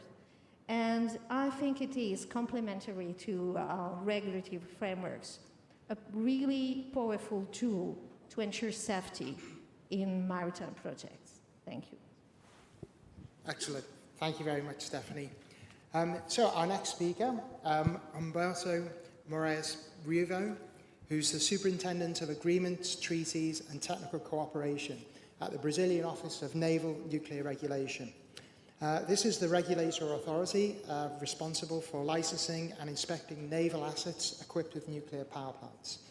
A senior mechanical engineer with advanced degrees in aeronautics and astronautics, international management and maritime policy and strategy, he has held senior positions across Brazil's nuclear and maritime sectors, including as Director of the Naval Agency for Nuclear Safety and Quality. He has also served in technical and leadership roles at the Ministry of Science and Technology and Indústrias Nucleares do Brasil, including in uranium enrichment and nuclear technology. His extensive experience across nuclear technology, maritime policy and naval nuclear regulation provides a valuable perspective for the regulatory and international institutional frameworks required for the development and operation of nuclear-powered maritime applications. Humberto, the floor is yours. Thanks, Mike. I hope to be able to explain in short words how we are preparing in Brazil to, in the near future, to receive this kind of ships with nuclear propulsion and floating nuclear power plants, and how we are preparing the regulatory framework for them. I start explaining that according to the Brazilian law, we have two authorities to deal with safety, nuclear safety in Brazil. One is the National Authority, which is responsible for licensing and regulating any kind of nuclear facility on land for civilian and military facilities. And the other one is the institution where I work with, the Brazilian Office of Naval Nuclear Regulator, which is responsible for developing a regulatory framework and licensing every types of ships with nuclear reactors on board, no matter whether they are used for propulsion or for power generation, civilian or commercial ships and floating nuclear power plants. And the Brazilian Office of Naval Nuclear Regulation is capable of analyzing nuclear safety and also naval safety or maritime safety simultaneously. This is not a capability which is available in most civilian and regulatory organizations worldwide. Moving to the naval dimension, I would like to mention that nuclear reactors are used in submarines and warships for, as we know, for about 7 decades. And during this very long period, it became very clear that they have very interesting characteristics, operational characteristics, mainly due to the properties of the nuclear reactors and the nuclear propulsion. And they are also very safe, as we can see from the experience of these last decades. That's mainly because they use knowledges from the operational diving safety with submarine, and also from the culture of the nuclear safety. They joined together these two cultures, which is not very easy because they are very different, and then they got very good results. And almost all blue water navy in the world would like to have them in their fleet. The Brazilian Navy is one of these navies and is trying to develop its nuclear submarine for some years. And in 2018, a nuclear regulatory body was created to join the experience of more than 110 years operating conventional submarines, but with the diving culture and also the experience of some decades in the national program for nuclear in different facilities for the fuel cycle and also nuclear power plants. And then this experience of the Brazilian Office of Naval Nuclear Regulator since 2024 has been developing a new regulatory framework to be used for the floating nuclear power plants and also for the ships with nuclear reactors, commercial ships with nuclear reactors. And I finished my first speech saying that the success of the naval nuclear safety propulsion strongly depends on the capability of the industry to deploy affordable, reliable, and safety small modular reactors that can be internationally licensed with an harmonized framework in initiatives similar to this one and also from IMO. Thanks, Mike. Very good. Thank you, Umberto. Fully agree. Okay, so our next speaker, I'd like to present Dr. Matthew Napoli, who's Deputy Administrator for Defence Nuclear Non-Proliferation at the National Nuclear Security Administration, NNSA, in the United States. Previously, Matthew served as Executive Director of Foreign and Public Affairs for the US Naval Nuclear Propulsion Program, where he was responsible for strategic relationships and international engagements on naval nuclear propulsion, including with the United Kingdom, Australia, and Japan. During his tenure, he's helped expand US nuclear-powered warship access to international ports and supported coordination on nuclear policy and strategic communications. A former US Navy officer and engineer, he's also contributed to the design of major naval nuclear propulsion programs, including the Virginia-class submarine, Gerald R. Ford-class aircraft carrier, and Columbia-class submarine. His combination of technical, operational, international, and policy experience provides a strong perspective on the strategic and international considerations associated with nuclear-powered maritime applications. Matthew, the floor is yours. Thank you. I appreciate the introduction, Mike. If I could just start by a bit of background and expounding upon what was previously said. I had the fortunate opportunity to grow up in our United States Navy, first as an engineer and then taking over foreign policy. But one reason that I want to highlight that is I had the opportunity to manage port access around the world. The United States Navy has access to over 150 ports in over 50 countries around the world. A similar technology, but fundamentally different in its mission and nature. The reason I highlight that is it is a North Star. That is what is possible if this is done properly. This technology is harnessed properly. And the Navy in the United States does that through safety, through security, and through environmental stewardship. And those are the guiding principles that has enabled that success. And I think that is what is truly possible in the future in this area. And I think that is why us getting together to discuss the ATLAS initiative is so incredibly important. I've since transitioned out of that, and now I'm at the National Nuclear Security Administration within the Department of Energy as the Deputy Administrator for Defense Nuclear Nonproliferation, serving under Administrator Williams, Secretary Wright, who was here earlier today, as well as President Trump. My main mission is to prevent our adversaries from acquiring nuclear and radiological weapons, but we have strong ties to the commercial endeavors as well. Our organization oversees our Civil 123 agreements on international nuclear cooperation, oversees nuclear technology export controls, and safeguards and security by design of future plants and existing plants in the United States, as well as working in issues such as proliferation resistance into these designs as well. I would be remiss if I didn't kind of pause here during my remarks and recognize the team at the National Nuclear Security Administration, the Department of Energy, and the State Department working in concert with the IAEA to organize this event. There are a lot of folks in the room, most of them I can see spread amongst the back wall here, who are the real magic makers and what was able to get this organization and this event off. So if I can just stop here and just give those guys a quick round of applause.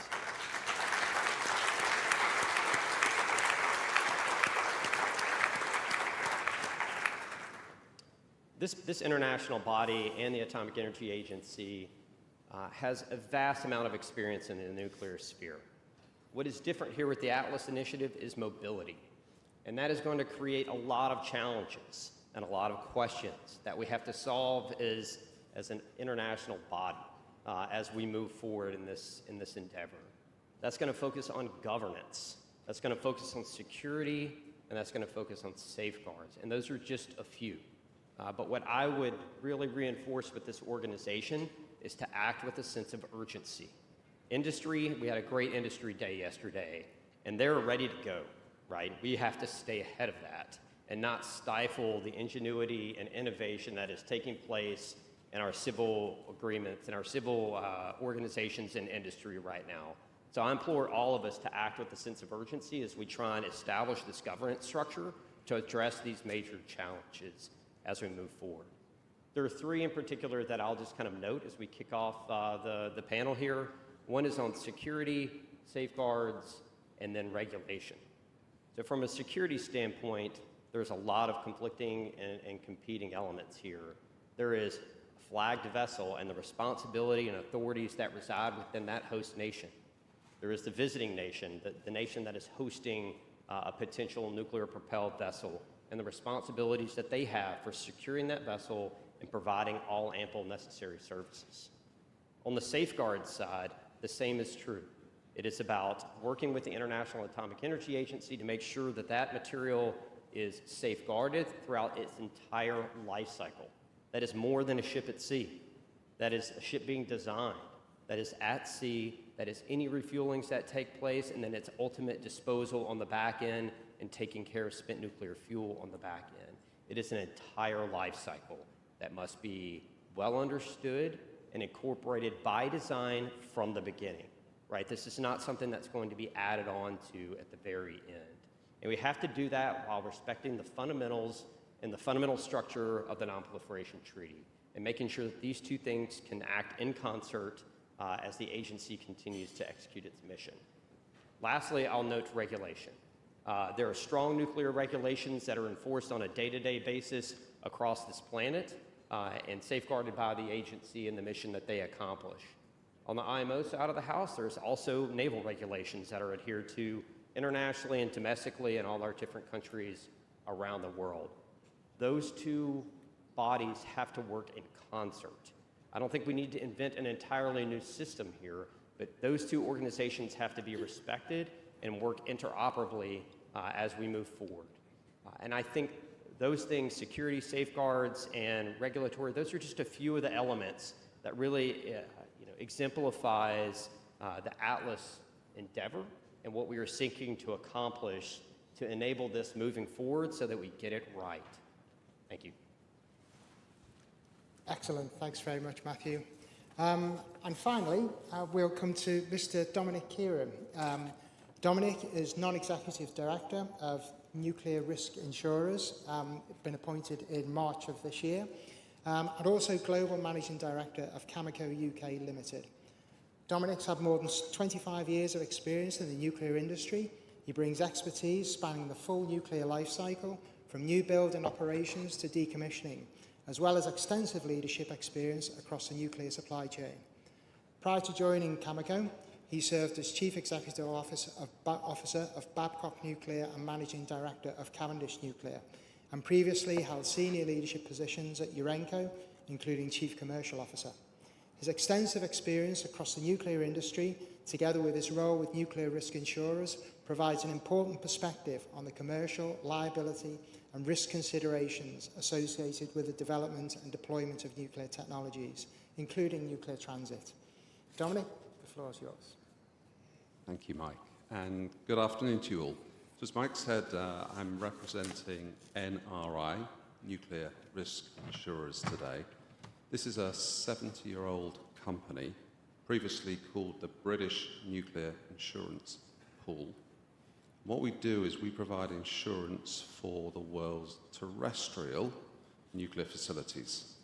And this can be conventional insurance, but also nuclear risk insurance. Today, we insure 300 of the world's facilities around the globe. And on top of that, we insure a significant proportion of the world's nuclear fuel movements around the world. Now, it's that experience, those insights, that really has led us to have quite a significant conviction around this opportunity ahead of us, maritime nuclear. We're excited by it. We see a great opportunity. It's an opportunity we believe in as well, and our data tells us, if we look at carbon dioxide generation, I think 11% of the world's emissions come from shipping. That's 1 billion tons of carbon dioxide a year. And we heard earlier from one of the panels, this is a very difficult sector to decarbonize, and I certainly concluded from the previous panel, it's nuclear or nothing. So we have a very strong conviction that this is both the right thing to do and an exciting opportunity. Now, what about nuclear? Nuclear has a lot of very positive attributes. And actually, we're seeing on terrestrial nuclear, these really positive attributes are leading to the public, governments, stakeholders generally, including those that provide capital, really pivoting to support nuclear. And that wasn't necessarily the case, a decade ago. And its attributes such as energy security, zero emissions, safety, energy density, all of those attributes, when we look at the maritime applications, apply just as strongly as they do in sort of terrestrial. So with our conviction around this opportunity, our excitement around it, our view is we will together overcome any technical challenges that there are. And that in overcoming those, capital will exist to deploy this technology. What we actually see is probably more difficult than the technical challenges, or some of the comments my panelists have made, is how do we come together and put in place a global nuclear framework that's going to address many of the issues we've just mentioned. Safety, of course, but governance, working together, allocation of risk. As an insurance company, we think a lot about allocation of risk. So challenges, but definitely challenges we can overcome. And I should just say, we are very pleased to see the start of some forums, some bodies to help the industry come together and address these. We had Virginia up here on the previous panel representing NEMO as one example. And Mike, you mentioned Lloyd's of London coming together to try and address what's needed to bring nuclear to conventional shipping. So really, just in summary, a huge thank you to the IAEA for arranging this, and indeed all of your colleagues who have done a lot of the legwork. So thank you very much. Looking forward to the discussion.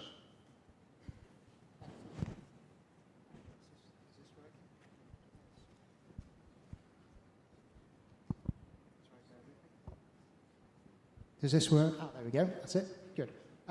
Thanks very much, Dominic, and thanks to all the panelists for your excellent introductions, just illustrating just how complex ATLAS, or the challenge that ATLAS will face. But also as well, I think what is encouraging is that you all have although recognizing how big the challenges are, all recognizing that, look, actually, by working together, we can actually overcome these. So I'll go into some questions, and hopefully these will unpick some of the how ATLAS will work and how we can take it forward. So the first question, well, we've heard many times, haven't we, over today about the ATLAS project. It brings together two complex worlds: maritime regulation and nuclear safety, security, and safeguard. So, my first question, it's in three parts. What are the most important steps needed to align these frameworks internationally? And where should organizations such as the IAEA and IMO focus first? And also, what needs to occur to ensure that the two frameworks work together? Masood, would you like to go first with this one? Thank you, Mike. Yeah, I can go first. The thing is that this initiative, ATLAS initiative, the thing is that this is a very complex regulations we have to deal with, no doubt. Though we know that 1960s there was regulations, for nuclear ships, but world has come several decades ahead. New technologies are available, new alternative fuels are available, and nuclear ships under two complementary regulatory regimes. One is under IAEA, another one is under IMO. We can't, one system, with this ATLAS, we can eliminate the regulatory requirement from other systems. So they require to work side by side, in parallel, towards the common goal. And that common goal is our nuclear ships, future nuclear ships, which is technologically sound, safe, secure, and environmental friendly. How we can achieve that? First of all, we require to both regulatory international organizations required to see their boundaries, where they require to work. At the earliest stage, we require to see the interfaces where we require to work together. And then also we have to consider the internationalness of this industry. If we talk about the nuclear power plant on land-based entity, then it's on within this country, but our nuclear ships will be going from port to port in different flag state, member states, different port. So international level, the ship has to be accepted by world communities. So we have to work towards that goal as well. And we should do it right from the beginning, not at the end. When the nuclear technology, nuclear ship is ready to go, we don't require to start working with the international framework of ships visit or going to the port. We have to start right from the beginning. I think these are the priorities on my side. Thank you. Excellent, thanks, Masood. Stephanie, would you like to comment on the same question? It's hard to explain to your question because what as the first step to achieve is very hard to say.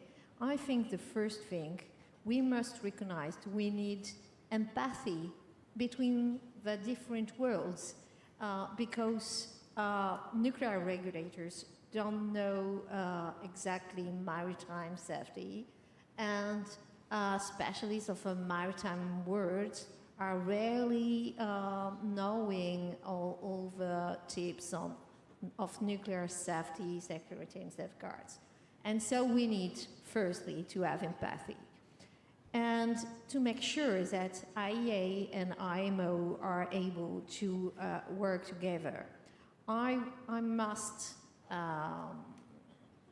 confess that I know that IMO's codes and IAEA standards are very, very different in the way they are established and they are intended to be used. We must recognize that, but they don't need to be synchronous as long as they match. And to make them match, we must have IAEA experts into IMO's correspondence working groups. And we need some maritime experts from IMO and from all the maritime ecosystem into ATLAS PGs. Because as DG Grossi said this morning, I think each PG is a part of a puzzle, and we must assemble all the pieces to achieve our goal. Thank you. Excellent. Completely agree. Thanks, Stephanie. And finally, Matthew, would you like to have a go at that question as well, please? Yes, thank you. I'm going to agree with a lot that was just said here, which I thought was very well said. Like at the end of the day, there are two different bodies, right? And each have their deep, deep knowledge and expertise in their respective areas. And these two worlds have to come together and work in concert and be interoperable. But I don't think they need to replace one another to any degree with an entirely new system. I think we need to maintain the swim lanes of both sides, on the nuclear side and the maritime organizational side of the house. They need to act interoperably as we move forward. And then we have to identify the gaps and then fill those gaps. And the best way to do that is to jump into it, right? and understand, tabletops and exercises about one step of the process to the next. And again, I'm going to stress the entirety of the life cycle of this technology, because you have a nuclear licensing and nuclear technology life cycle, and then you have an entire ship life cycle and the integration of those two things together. So we have to work to tabletop these things, put the two teams together, identify the gaps and fill the gaps, and focus on governance so that we can move this industry forward. That is ultimately, I think, the fastest and most efficient way that we can approach this problem. Excellent. Thanks very much, Matthew. Okay, so let's move from international frameworks to the national level. So what should the relationship between maritime authorities and nuclear authorities look like in practice? And where do unclear roles and responsibilities or potential regulatory gaps, where does this create the greatest risk that could impact nuclear maritime projects? Humberto, I'll come to you first, if you'd like to ask that one, please. Thanks, Mike. The Brazilian Office of Naval Nuclear Regulation understands that ensuring naval nuclear safety is a holistic process. These authorities, the Maritime Authority and the Naval Nuclear Regulatory Authority, must work very closely, and they have to take care of the development of their requirements. I think that the worst thing that may happen is that they could publish standards with conflicting requirements or with gaps. So when developing the safety analysis, we could have leaks or problems not solved. So they really must collaborate. We would also like to have an integrated licensing process with these both authorities working together in a cooperative way. However, respecting the competences of each other. I will try to explain what we are doing in Brazil. There in Brazil, the Brazilian Office of Naval Nuclear Regulator is responsible for the safety analysis of all type of hazards that can lead to nuclear accidents. Doesn't mind where the initiating event comes from, either from the nuclear side or from the naval side, or even the environment or the navigation risks. And the Maritime Authority is responsible for the navigation safety, the protection of life at sea, and the control of the environmental pollution. So they have different tasks and competences. But we developed an agreement, a technical agreement, to very precisely define the tasks of each one. And I would say that in Brazil, this alignment between these authorities benefited by the fact that they both are under the command of the Navy, and they share the same safety culture. So I think it's very important. Thank you. Yeah, excellent. Thanks, Humberto. Dominic, same question for you, please. Yeah, thanks. Let me maybe just build on the point about safety, if I may. So back to the terrestrial nuclear industry has an incredible safety record, has done for 70 years. And that's been enabled and helped by the likes of IAEA, WANO, various other bodies. Really, really very successful. So I think what's really important is that has to be taken and be the cornerstone of what we're trying to do here with our project. And Mike, you'll know better than anybody, this is not necessarily about technologies, it's about human factors, operating environments, etc. So this is pretty holistic, but the terrestrial industry has quite frankly solved this, and as we heard Secretary Wright say this morning, the residual risk is actually very, very low in the industry. So we've done it terrestrially, we can do it here. Let me just one comment with my insurance hat on is, what does this mean when it comes to insurance and insurance is there for residual risks. Well, if you think about terrestrial nuclear, I said we insured 300 facilities. It's very clear who holds that risk. Very clear. It's the site licensee. When it comes to fuel, a little bit different because you can actually transfer the liability, but at all times it's totally clear who has it. I guess we mentioned earlier, a couple of the questions we will have to work through as an industry is where do those residual risks sit when it comes to maritime applications? We've heard about actually remote reactor operations on ships. So how do we deal with that? Is it the owner of the ship holds risk? Is it the ship's flag where we leave it? What about the captain? What about his company? So questions to answer, but everything is solvable, is our view. Excellent. Thanks, Dominic. And Stephanie, again, just if you could be brief, please, because we are running out of time, but same question for you, please. Okay, to be brief, I can say that I agree with the other panelists on this question, but I must recognize that in France we benefit from the experience of the military ships.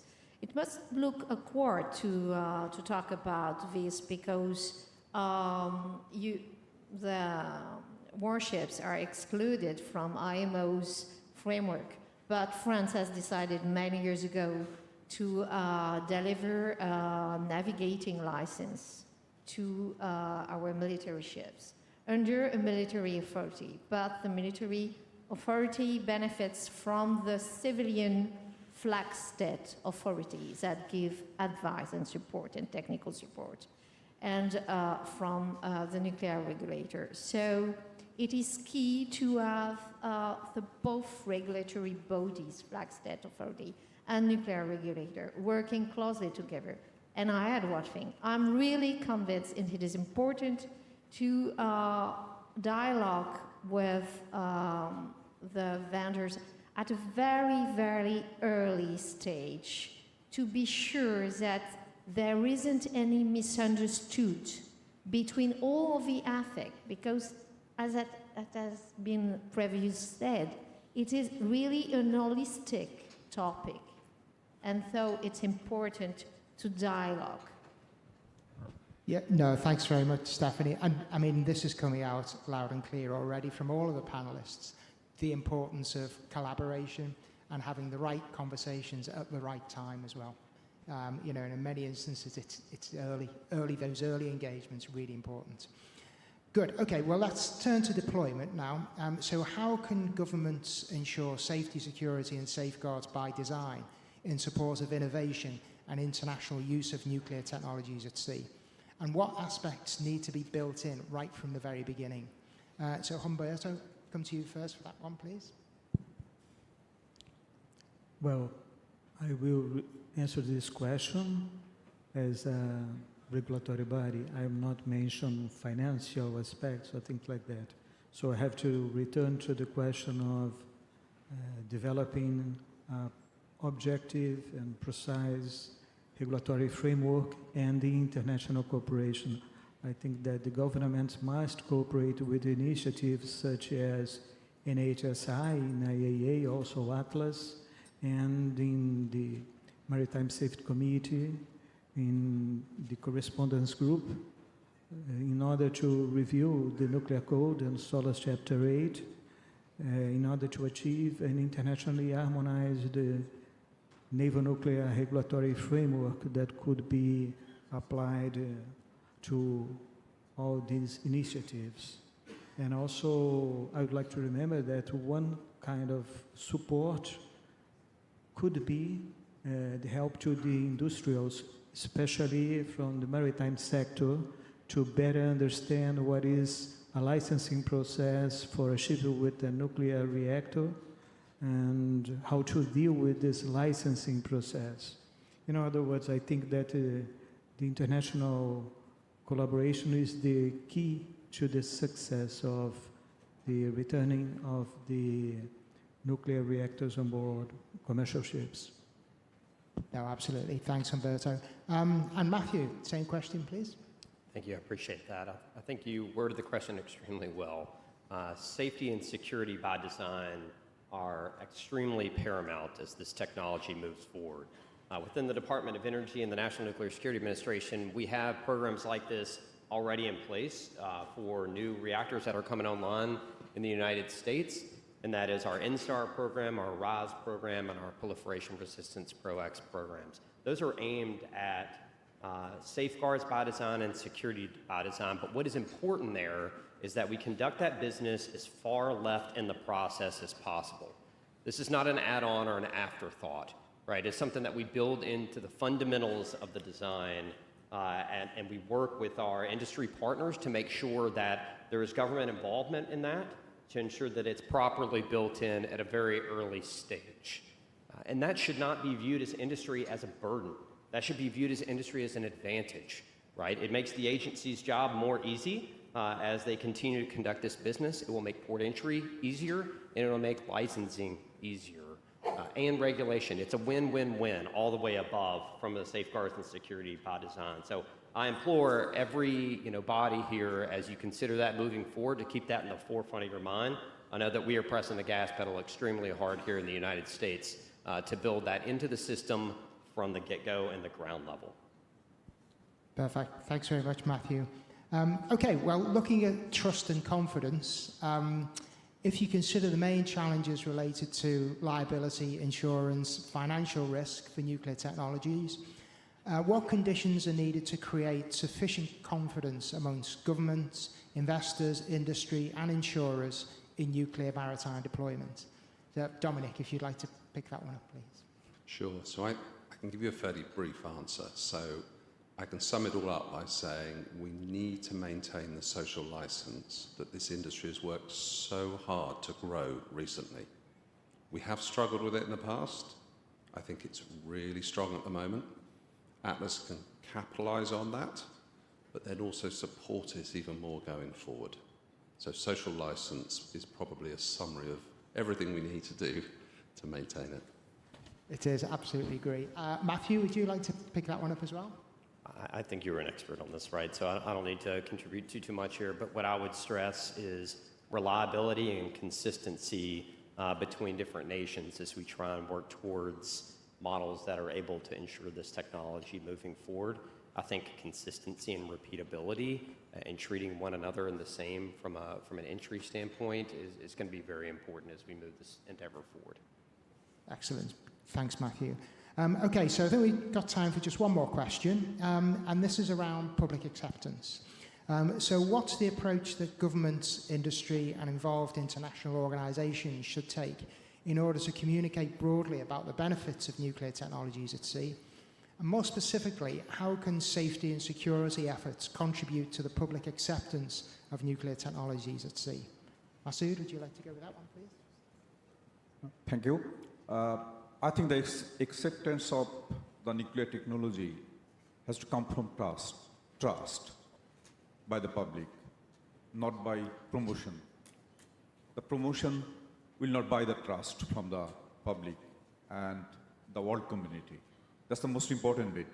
And we have to be, right from the beginning, we have to be truthful, all the stakeholders in this journey, that we have to tell the safety, what we are going to implement, what is the safeguard, what is the risk, what is the benefit.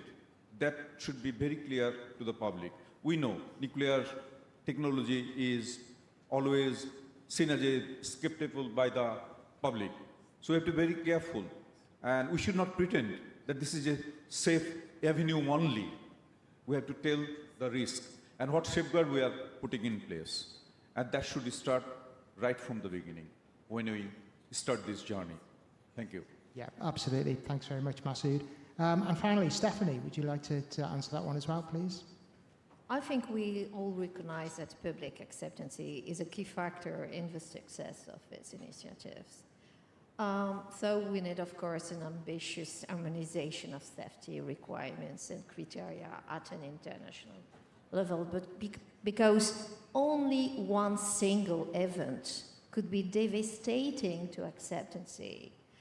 But building public acceptance requires to prove that the safety standards are internationally consistent and homogeneous and high enough with enough inspections and transparency to demonstrate that every licensee all over the world is fully committed in its maritime and nuclear safety responsibility. we must not forget that the licensees are must be priority committed into their responsibility. They have the responsibility, and in both maritime and nuclear. And it's a huge responsibility. Absolutely. Thanks very much, Stephanie. Good. Well, we've come to the end of my questions, but what I'd like to do, just go along the panel, just to give you, in very short response, to what are the main takeaways that you get, your final reflections from this discussion. So, yep, Masood, I'll start with you first. I'll go in order. Thank you. I think if we want to achieve the net zero goal, then we should start about this alternative technology to use in shipping. This is the one. And second one, I should stress, the Maritime Administration as well as Nuclear Administration should work together to achieve this. And both the IAEA and IMO to function properly with their mandate, we require to do that. Thank you. Perfect. Thanks, Masood. Stephanie? I will repeat that I think the most important bit is to dialogue, and I'm very happy of this ATLAS forum, because ATLAS is a wonderful place where we could dialogue between regulators, flag state authorities, vendors, and all technical people involved into maritime projects. Thank you. Perfect. Thanks, Stephanie. Humberto? Well, I think that it's very clear that naval nuclear propulsion is returning, mainly to meet the 2050 net zero targets, and also improve due to the new technologies in the small modular reactors. I would say that the industry is developing a considerable work to deliver to supply these modern ships with these new technologies, and those who can fulfill this challenge first may have market dominance in the nuclear maritime transportation. Very good, thank you. Matthew, please. I'm going to leave with a few thoughts here. One is on the cultural acceptance of transparency, safety, security, and environmental stewardship, and this must be at the core of our business. No nuclear puns intended there. That and the governance structure, and ensuring that as we work to put these two worlds together, that of maritime and that of nuclear, that there are clear lines of authority and responsibility, and that we can point at one organization or individual and say that they are responsible for those actions to be able to complete this and move forward. Excellent, thank you. And finally, Dominic. Yes, slightly different reflection. So, as somebody who loves to sail, I experience the smog, the smells, a lot of the downsides of conventional shipping. And there is nothing I see that will prevent us solving that, as we've discussed today. So I hope we're all going to walk out of here today feeling compelled that we should really go solve this problem and get on with it. Quite right. Thanks very much, Dominic. Well, look, thanks to all of our panelists. I started off this discussion by saying just how complex ATLAS is likely to be. But I think, the way you've articulated how we can work together, and collaboration, really, really important. Really important to have the dialogue. But also, as well, I think outcome-focused. Let's all not forget what we're trying to do here. Sometimes I think it's very easy to have lots of discussions and forget about the goal that we're trying to achieve. So if we can do that, I've got every confidence that it will be successful. So thanks again for great discussion to everyone. Thank you.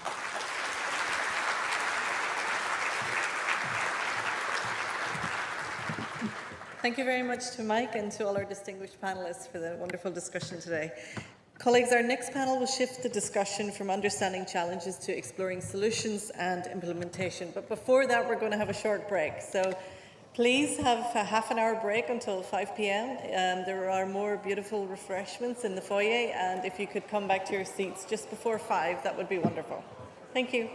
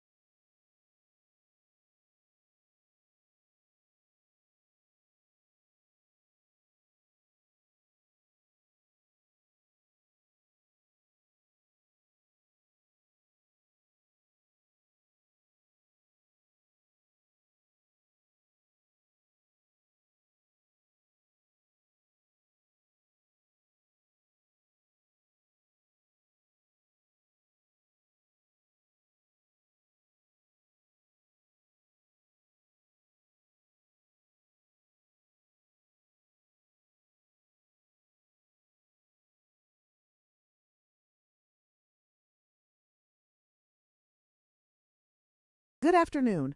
Our program will resume shortly. Please take your seats.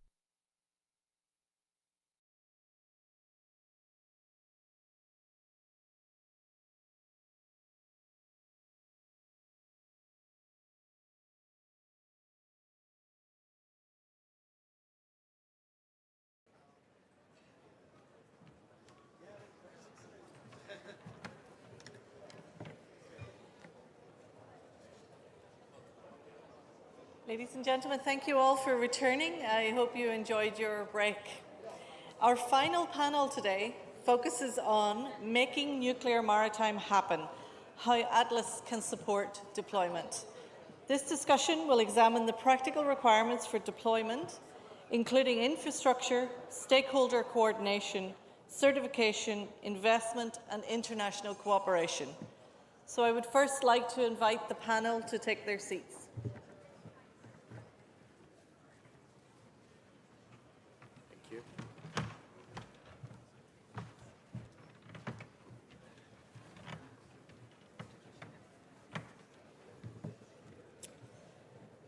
And I'm extremely pleased to invite our moderator, Mr. Mark Darley, Chief Operations Officer of Lloyd's Register, to lead the discussion today. Mark has spent his career at the intersection of maritime operations, assurance and innovation, helping industry navigate the introduction of new technologies in complex operating environments. As one of the world's leading classification societies, Lloyd's Register plays a critical role in translating emergency concepts into deployable solutions. Mark brings a unique perspective on what it takes to move from technological promise to practical implementation across the global maritime sector. Mark, the floor is yours.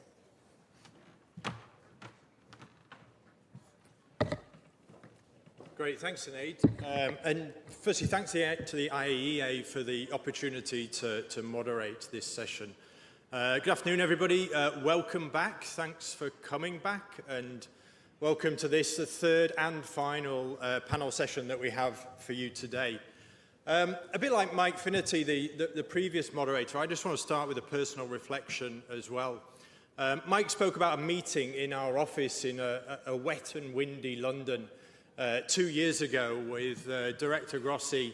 And if we take that as the sort of the inception of the conversation of ATLAS, I think as an industry and many people in this room, we can be really proud of what's happened in those 2 years to get us to this, the ATLAS launch event that we're at today. And if, like me, you know, you've been in the sessions over the last 2 days, it's really turned into a lot of excitement. There's a lot of excitement in this room about now what we can achieve within maritime. Now, 2 years might sound like a long time, but as the introduction says, I work for an organization that has facilitated many technology transitions and implementations with the industry that helped bring the first LNG ship, the first hydrogen ship, the first nuclear ship into maritime. So this is the latest transition, and I can tell you that 2 years is actually like light speed compared to some of those previous transitions. So that excitement is palpable, and it's great to see within this room. But now really it's about how do we take that excitement and make nuclear in maritime happen. And that's the topic for this panel. And particularly how ATLAS and the ATLAS initiative can support. So through the course of this afternoon, we've been on our own journey as well. We've explored the why maritime nuclear applications are attracting attention. We've looked and discussed some of the what are the challenges that need to be addressed. And this panel really focuses now on the next question, and that's the how. As I say, how do we move from that excitement, from that interest to practical implementation with the help now of the ATLAS initiative? So you can see joining me on stage, very much a distinguished and a diverse panel. And these panelists represent key parts of that deployment ecosystem. We've got colleagues from industry, from infrastructure providers, from operators, from classification societies, from technology providers, and organizations that are strategic stakeholders. So to give us the best opportunity to hear from this distinguished panel and the most amount of time, I'm actually going to briefly introduce them. Starting to my left here with Sang-Ming Park. Sang-Ming is the Senior Vice President and Head of the Green Energy Research Laboratory at HD Korea Shipbuilding and Offshore Engineering, or KSOE. KSOE is one of the world's leading shipbuilding organizations and sits at the center of many of the conversations about the future of advanced maritime technology.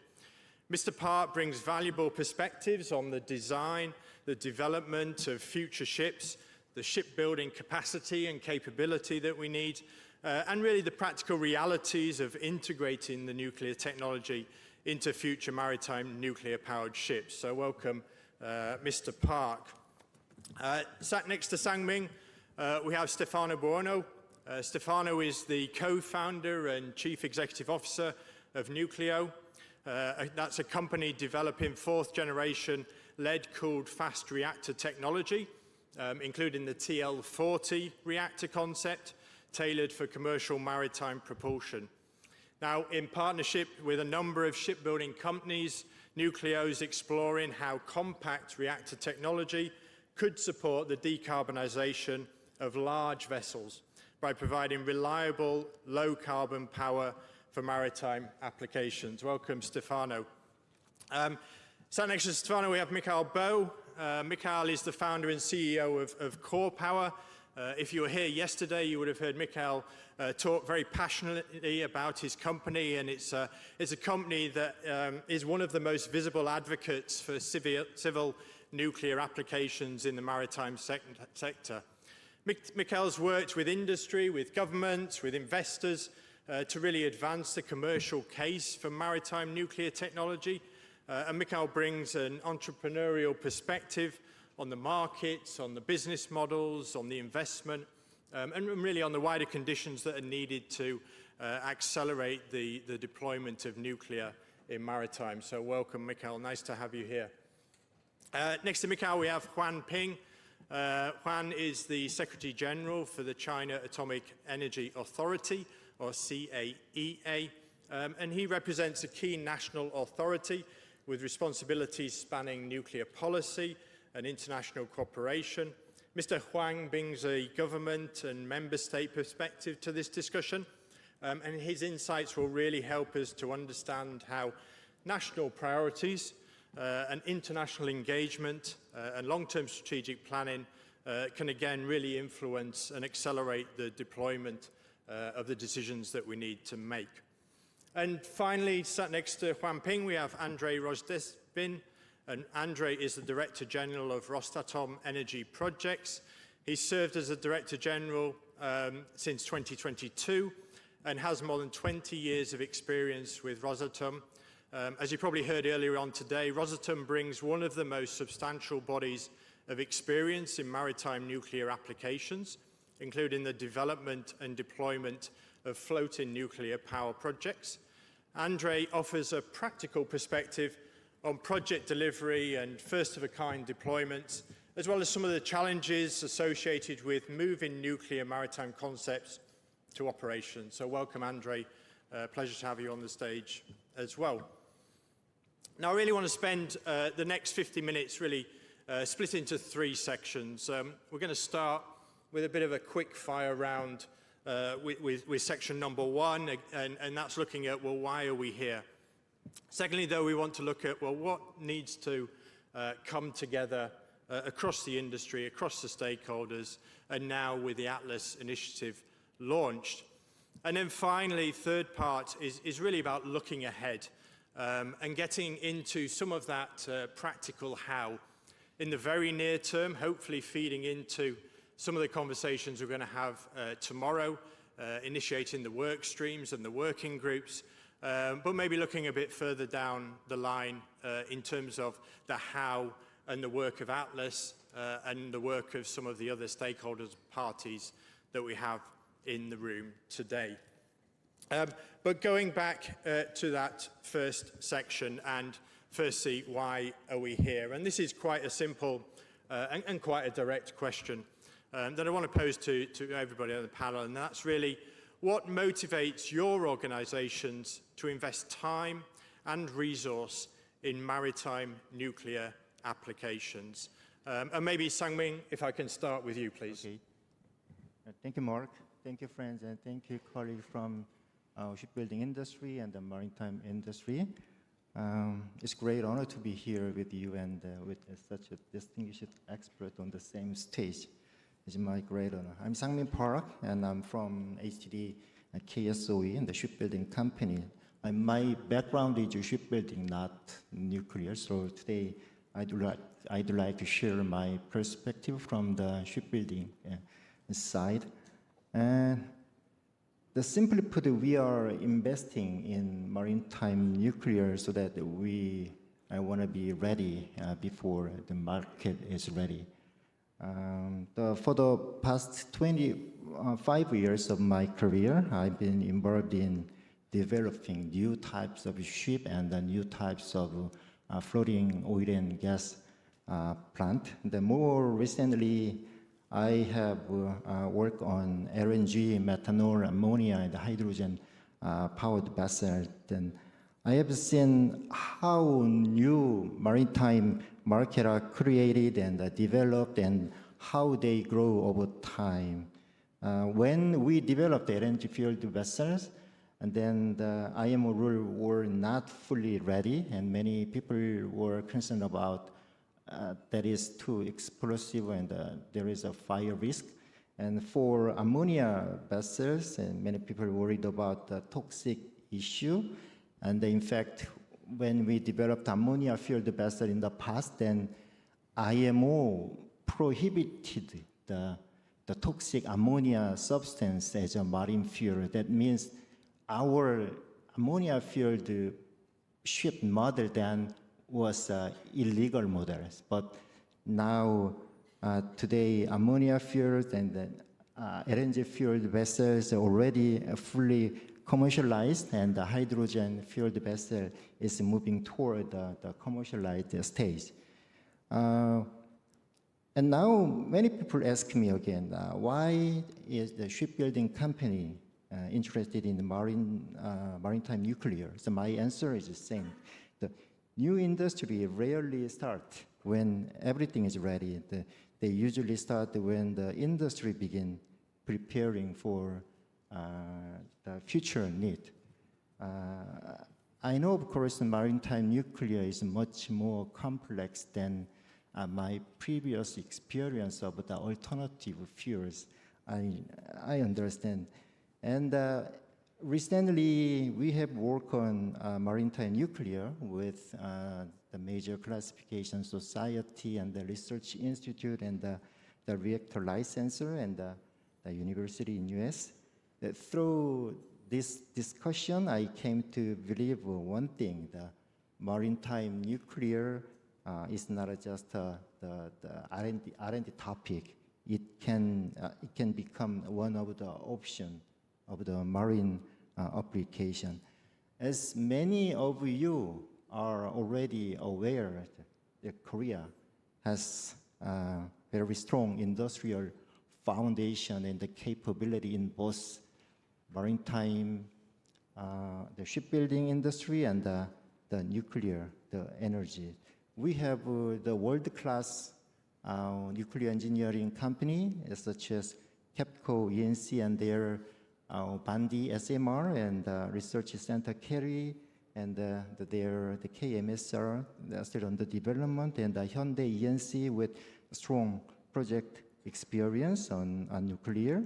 And HD Hyundai can help bring this capability together for maritime nuclear. So nobody knows exactly when that nuclear market will be ready, but we are, if we wait until everything is clear, it is really, it is too late for a shipbuilder to prepare it. So we are preparing today for future need, not waiting. That is my answer to the first question. Thanks Thank so you much. very So much. about getting ahead of the conversation for what the market and your customers will need. So, Stefano, the same question to you as founder and CEO of Nucleo then.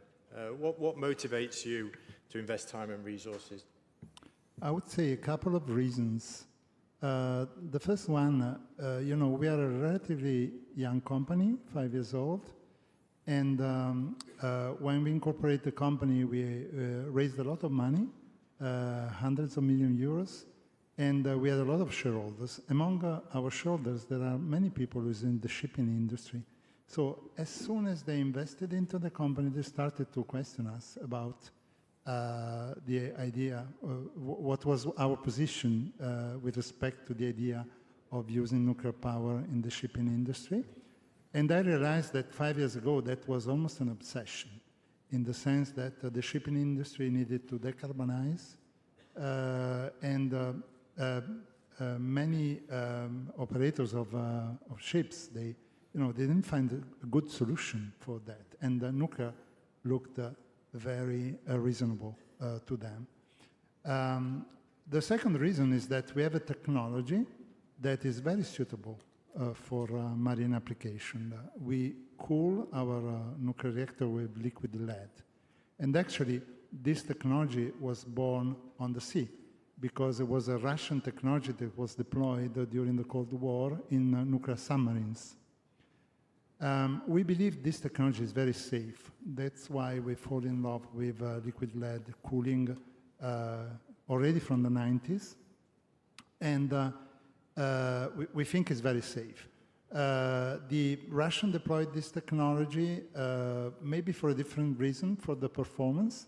These submarines were the fastest ever built, probably, and they were very compact. That's why maybe they were also very performing. And having a compact system is very good for a ship, but also for the economics. So we hope that the fact that we can build a compact reactors for the nuclear will reflect also on the economics. But what is more important is the safety. We can build reactors with liquid lead that have inherent safety, so no possibility to make nuclear accidents like the one in the past. But panel one, remember that this machine can sink. So you have to be safe also if you sink, and I think we have built a design that is really, really proof for that. So we really, in the event of a sinking, a lead reactor can become a block of solid lead that will not release any radioactivity, and can make it potentially in a cheap way. So these are the main reason. The responsibility to have a technology that is very deployable on the sea, and also a lot of requests. And some requests translated into partnership. So we start to work with Fincantieri for powering nuclear ships, but also with Saipem, another Italian company that is specialized in oil and gas platforms. And we are working on both, so the propulsion and the nuclear platform. And today we announced also a partnership with a French group of people. So the interest is very wide, and we are very happy to contribute to the progress of this field. Yeah, thanks, Stefano. So you've seen an increase in commercial opportunities for the technology that you've had, as you say, for the last 5 years. Now, moving to Mikhail. Mikhail, somebody who has been, as I say, a strong advocate, I think since 2018 at least, when the IMO launched its ambitions for decarbonising maritime, and has sat and stood on many panels like this. So, Mikhail, what really motivates you to continue to sort of invest your time and resource in maritime nuclear applications, please? Well, Mark, I think the short answer to that is that there's an incredibly building momentum behind this, right? And that wasn't the case back then. So I've spent 25 years in commercial shipping. Before I started Core Power, I was working as a chief risk officer of a large stock-listed shipping company in New York when I suddenly realized that we were sailing into a very uncertain future with these new carbon emission rules that were coming in. Started to think about what it was that what we could do. And it dawned on me that it had to be nuclear. It was one of those oh no moments. And then recognizing pretty early on that in order to get this started, we had to build a market, right? There wasn't a market. There is a market now, but there wasn't a market then. So we had to build a market. And it's a big global market. And there's a big global industry. It's an $8 trillion a year industry, the shipping industry, and it has a lot of resources. And going around and talking to people about potential for nuclear applications in ships or nuclear applications in floating applications offshore, etc., there was a lot of funny looks. People were going, really? Are you serious? You really going to do that? So I realized that what we had to do is we had to find a way of making everybody think differently about this. They weren't going to take their preconceived ideas about what nuclear was going to be or what it was or what they thought it was or what their perception of it was going to be and bring that into their daily lives and their work.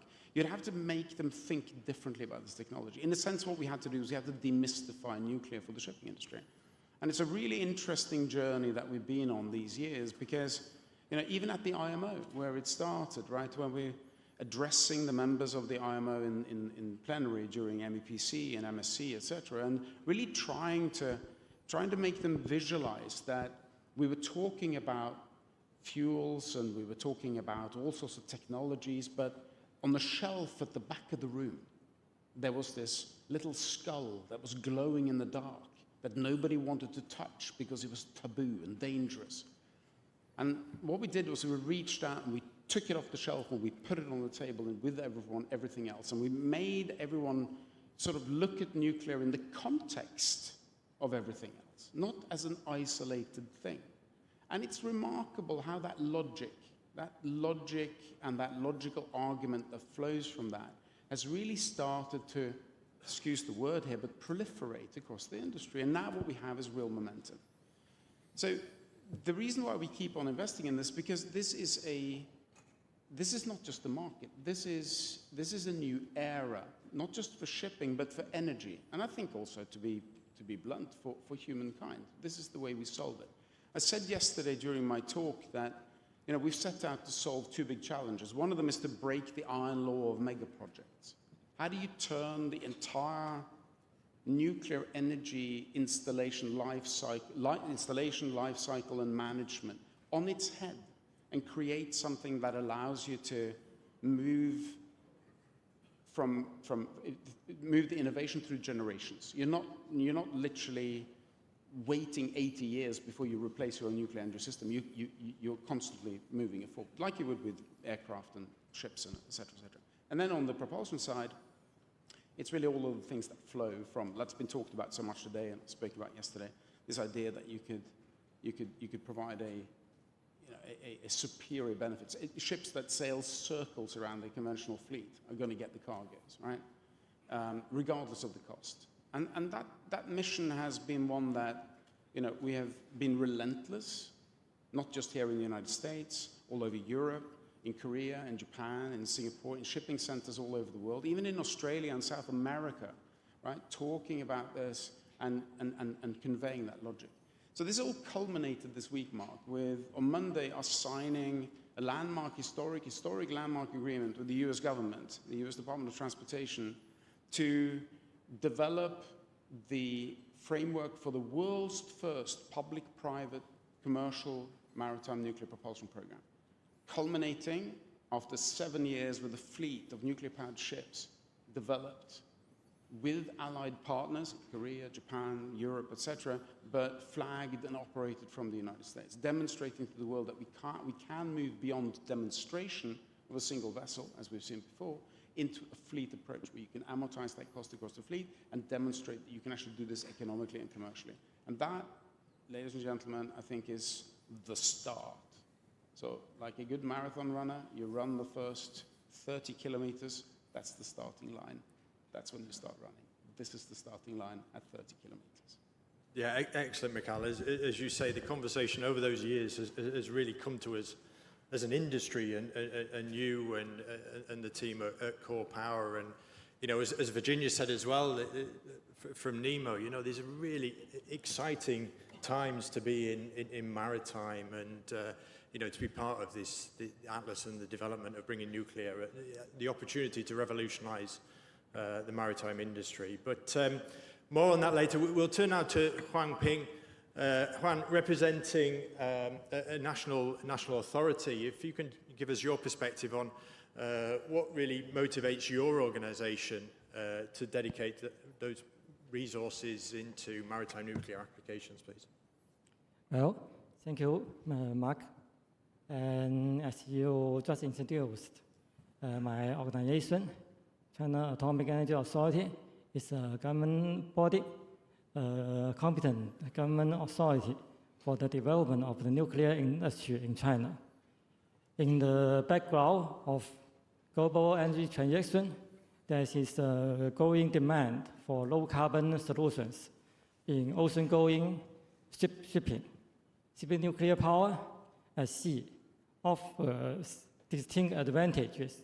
For example, high energy density, reliable and steady operation, I think, making a viable pathway to address climate change and improve the efficiency of maritime transport. China follows closely the future promise of marine nuclear technology. That's because China implements green and low-carbon development policy. China has a big shipping industry.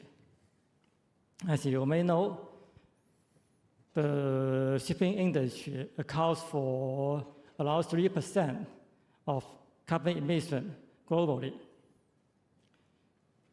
So my organization, overseeing the China's nuclear industry, is a statutory function for us to promote the use of nuclear technology in maritime transport to underpin the green and low-carbon transition in China. From a global governance perspective, maritime nuclear application is a transboundary issue. No single country can address such complex challenges. For example, cross-border regulation and liability delineation.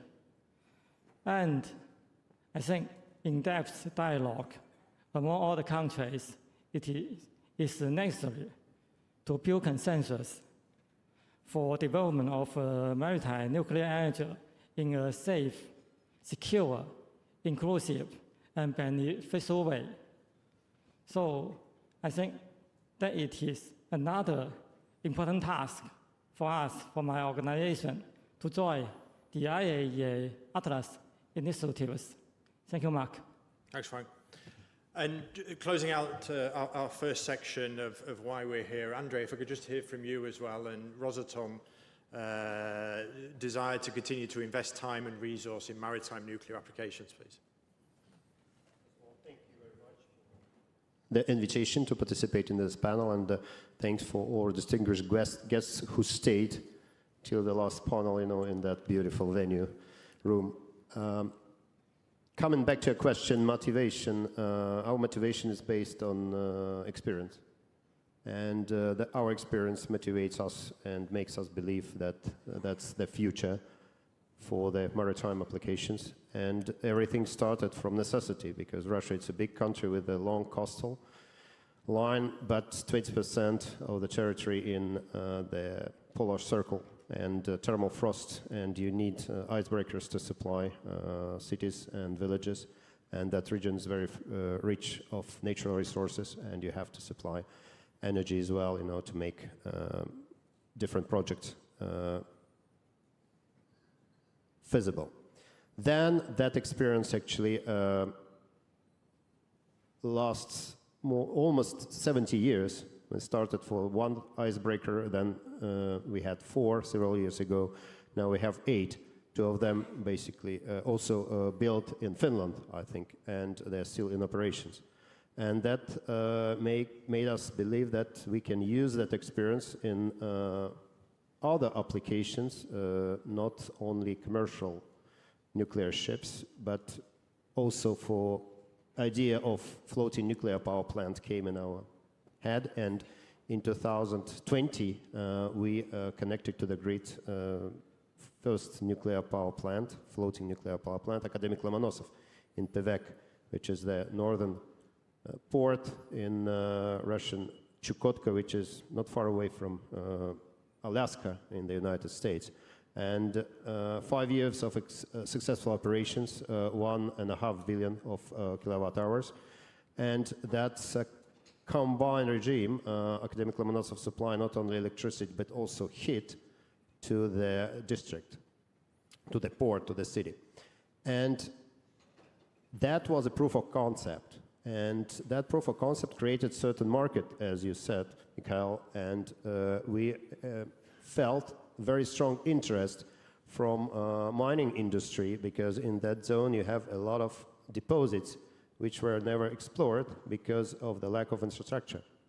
And that floating NPP solution opened an opportunity window, and it was loved by the industrial mining companies because it can last the lifetime of the project, and it has predictable cost of electricity which it can use in their business model.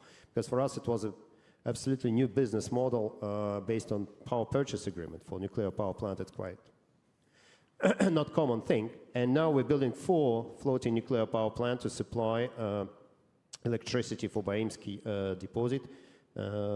It's a huge copper deposit in the north of Russia, and we talk with other company to do the same in Yakutia for gold miners.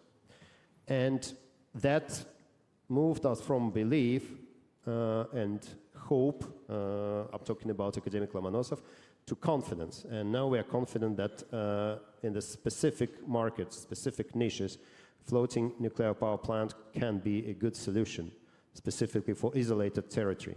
And then we think, based exactly also on our experience, that it's a very good solution for embarking countries, where they have limited infrastructure, where they have limited resources.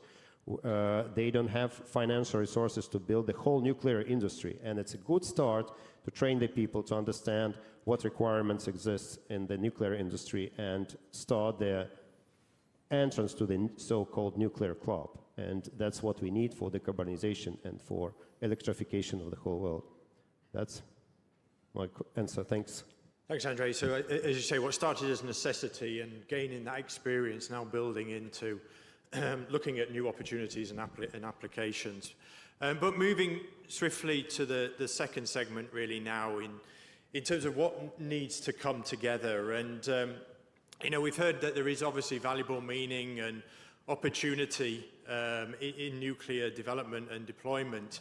But I want us with these questions to really focus on the practical implementation, thinking about ATLAS, thinking about the work streams, thinking about the international collaboration and the stakeholders that we've got into this room. I'm going to mix up the order a bit, just as you say, it is the end of the day, Andrei. So maybe starting with you, Stefano. You know, you bring a perspective from really the forefront of advanced nuclear innovation and the development, as I say, of that 4th generation or next generation nuclear technology. So looking ahead, what do you think will determine whether maritime nuclear applications move from just discussions to deployment at scale? Well, at the beginning, I thought that the necessity of decarbonization would have been very important. Geopolitical situation creates other worries, so people is less interested in these arguments, but it's still there and it's important. I would say that by far the most important aspect is the economics, which is a common problem of all the nuclear industry. I think, it's true that population fear nuclear, etc. But if nuclear would have been a cheap source of energy, like the fossil fuel, it would have doubled much more than what is today. The good news is that from our perspective, I think that both nuclear propulsion and floating platforms can be economically viable and competitive, very competitive. So I think that this is an aspect that will contribute a lot to the success of in this field and is very key to achieve. So we have to stay economic in our projects. We have also to overcome the apparent complexity of the nuclear technology with respect to the maritime industry. There is a lot of interest, but people is lost when they are in front of the technology. I think that will be successful design because it's 80 years that we are developing nuclear reactors. So once we overcome this complexity that is felt by the general public, but also by the people who is not expert in nuclear, and the industry may really decide to make investment finally in this field. I think that we need this, and I hope it's coming soon. So these are, I would say, the most urgent things that we need, and of course regulation. I think this is the very last point. If we want to transform now a nuclear project into building one, we need to have a clear path for regulation. So I felicitate this initiative, among others, to go in this direction of clarity of rules. No, thanks. And just coming back to those opportunities, Sang-Ming, maybe if I can come to you next, because as you say, KSOE has been actively exploring nuclear-powered shipping concepts and working with many partners and foreseeing opportunities across maritime and nuclear sectors to prepare for the future deployment. So you spoke a bit about it before, Sang-Ming, but from shipbuilders' perspective, what are the most important pieces and partnerships that need to come together for international deployment to occur? Okay, so the regulation, the safety, public confidence, everything is important. But from my experience, I want to emphasize the economics as well as from the different angle. Actually, the strong economics can resolve most of the concerning issue. This is natural. The customer will be more interested, and the investor will be more willing to invest, and the regulators and partners will have more reason to move together. I'd like to talk about economics in two ways. The first, we need to look at the total lifetime cost of the large-scale ships. When we compare maritime nuclear with the zero carbon fueled ships, such as green methanol ship, the nuclear ships may have the great advantages, especially for large-scale ships and the long-distance operation ships. For example, using very rough number, large green methanol-fueled ship may cost around $200 million. It is the capex, initial capex, but if the fuel cost around $100 million every year when used the green methanol, and the simple total cost over 25 years of the lifetime cost is almost $3 billion. So in that case, even if the nuclear ship costs $1 or $2 billion, is about 4 to 5 times expense than the conventional ship, it still have the chance to be the competitive. And the second, we must reduce the cost to build the ship. This is where the shipyard become very important. modern shipyard is not just a place where a ship is built. It is very highly optimized and organized and systematic production system. At HD Hyundai Yard, we deliver more than 100 large-scale vessels every year within the very limited space and the limited time. That scale is possible because the process is highly organized and repeatable. But if new and unfamiliar nuclear system is added without considering this production flow, it can break the optimized the process. The construction may become more complex and the schedule may be longer or already delayed. So from the shipyard perspective, that becomes a risk cost, and the risk cost become the higher ship price. So the nuclear company and shipbuilding company should not work separately. We should not design a reactor first and then try to put it into the ship later. We should design the ship and the reactor together from the beginning. That is why Hyundai recently started the reactor manufacturing business. And the final product is a ship, not reactor. So that is why the early international collaboration is so important. If we work together from the beginning stage, design stage, we can reduce the unnecessary complexity, the lower capex, protect the shipyard production flow, and make the first project easier to realize.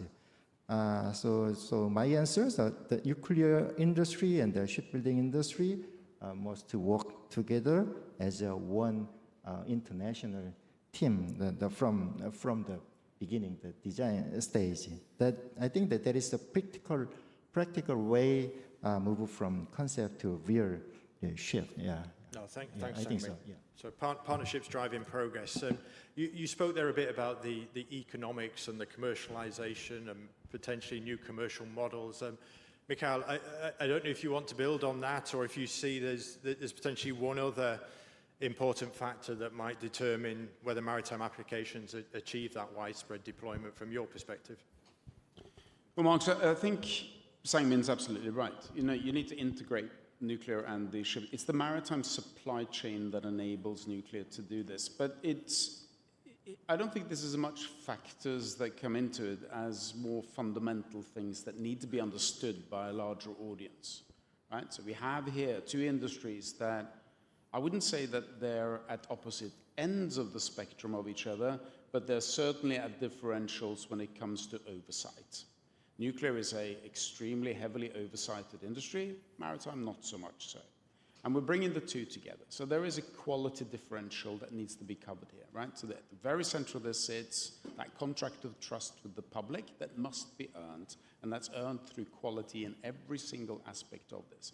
It's really important for us then to think about these factors of what might or might not happen. So we've approached this differently, Mark. We've approached this from the point of view that we will build a market, and we will build this market with customers. So Core Power is an organization that has shareholders that control over 5,000 large ships.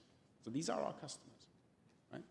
Now, when we enter into, when we've started years ago, the design of the floating nuclear power plant and the selection of the technologies to make sure we meet our energy customers' demands, it is not technology looking for a market, it's a market looking to solve very specific things. And this is a very big difference, right? If you're a technology looking for a market, you're going to be playing battleships, to use that phrase, with all of the factors that are going to be true for your particular technology.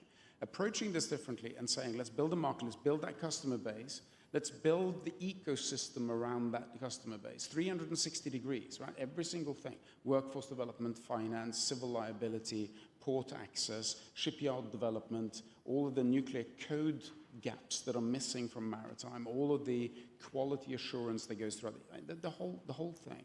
Approaching it that way allows us to select the technologies that are required to meet those demands by those customers. So now what's happening is that we're looking at very specific contracting structures with large charterers. We're looking at contracting structures with energy companies, industrials, and, say, public sector type customers on the energy side. And that's being focused in a geographic region here in North America where we can build that infrastructure, that ecosystem that needs to be in place for the infrastructure for this to happen. That infrastructure is critical, right? So that's where Sangman's absolutely right. That's the yard and the reactor and the defueling, refueling operations and the training of the personnel that needs to work in this entire thing to make it safe so you can have that contract with the public. And that needs to be learned. And that's exactly what our colleagues in Russia have done, right? They've learned this the hard way by doing the hard pieces and building it one upon the other. Now, we have a unique position in the OECD, in a sense, that we can base this here in America. We can work with our partners in Korea, work with our partners in Japan, work with our partners in Europe to build an international supply chain out of this and to build an international market out of this. But it has to have that beating heart of quality. So in closing to this question, so I'm maybe answering a lot of other questions around this, but it's important because it's not a factor. It's an entire set of factors. And that critical thing there is it's an understanding. I think it's important for ATLAS, for the member states, for the organizations, for the industry that is going to be involved in ATLAS, that you familiarize yourself with the essential constitutional logic of what must be true for this to work. And it's not that hard, but I'm hearing a lot of confusion in the room about how complex this is going to be. Apply the essential, fundamental, constitutional logic to how you bring licensing into a flag state, how you bring safeguards into a flag state, how you bring export controls through this. And you'll see a molecular structure where you can filter your questions through and out on the other side, come very logical answers. And I think that's the key thing that we must achieve. And that's the big factor that's missing right now. It's that familiarity with the logic of how this all works. I completely agree. And as we said before, leadership as well, coming to the conversation to stitch all that together. But Andre, coming back to you, you know, as you described, this is by no means something new for you and the Rosatom team. And as Mikhail says as well, I'm sure you've taken a lot of learning from the projects and some of the practical experience that you've had to date. But based on that experience then, what are some of the most important pieces from your perspective that need to come together for applications to be deployed internationally and operate across multiple countries and jurisdictions? I have 5 pieces. 5. First, I can help repeating our mantra, 3S, safety, security, and safeguard. You know, we should never forget about that, and we should never compromise safety, security, safeguard. We just cannot do this. We should be thinking always about that. Second point is, based on our experience, we have to prepare a plan or roadmap between regulator and classification society. That's ATLAS about that. Without that, our project in Russia wouldn't happen because we have very comprehensive plan how our national register and national regulator work together, and they know who's doing what, and it reflects the whole life cycle of the project, starting from the shipyard, because you need to get a construction license. Then you have to organize regular assessments, regular control, according to the requirements and rules which exist in Russia. You know, we should be doing the same thing in the world, probably.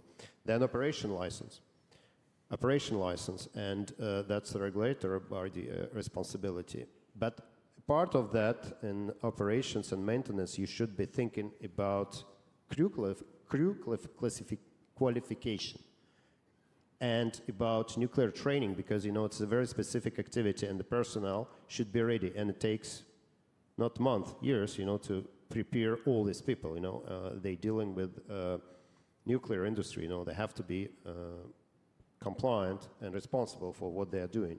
Then port authorization. You should never remember that 4 commercial ships, Savannah, Otahan, Mutsu, and several more ports, they simply faced difficulties in entering ports because, some port administration, they didn't understand the safety case and the requirements, and they didn't manage to get into that. Then we, in Russia, authorized 18 ports now, for working with the nuclear ships.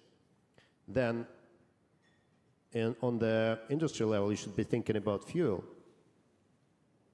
And our experience says we need industrial production and industrial policy to produce specific fuel for maritime applications. And we have that in line. And if we talk about fuel, we should be thinking about spent fuel policy and waste, as a Secretary of Energy mentioned during the launch. That question, it was never properly discussed, but that's a key question. What we're doing with the nuclear waste. And decommissioning of the ships.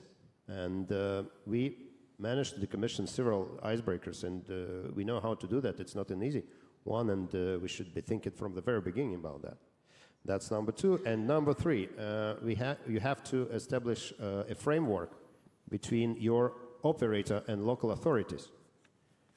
And you have to clearly determine operator liability, because without that, it's going to be quite difficult, for any operator to work in these circumstances. And as well, you have to put together responsibility of port in terms of safety case preparation and emergency plans, and it should be coordinated between operator and local administration. Then Stefano mentioned, that's number 4, economics. I think it's clear. Nuclear, it's not the cheapest source of energy. And you have to understand in your business model why your customer should be paying premium for that. And for us, for instance, it's a niche strategy market, but we believe with the economy of scale we can go beyond. And the most probably important, public trust, number 5. We have to work together with ATLAS, I think, on that field. And I mentioned difficulties to enter the port, and not necessarily it was related to the technical issues, but also society and port and local stakeholders weren't just simply not ready to accept nuclear ships in their ports. And if you are not accepted, you have to return. And that, without public trust, and that's probably the most important point, we cannot change that attitude which exists now in the world towards the nuclear energy. So let's think about public trust together, and that's ATLAS. I think it's absolutely important and useful instrument, to build the public trust. Let's make nuclear great again, together. Thanks, Andrei. Lots of learning there. And last but not least, Mr. Huang, you spoke earlier about the predominantly under your authorization, that major domestic nuclear developments in China, working with active international engagement through the IAEA and other partnerships. But quickly, from your perspective, what do countries need to see before they are ready to support the international deployment of maritime nuclear applications? Well, Mark, and I have the following observations. First and foremost, maritime nuclear energy cannot grow without a proven and robust industrial system. It spans nuclear energy, shipbuilding, marine engineering, and beyond, with a long industry trade and a wide range of stakeholders. Industrial infrastructure and operational experience is key to move the maritime nuclear energy from conceptual exploration to engineering and commercial deployment. And second, cross-industry collaboration.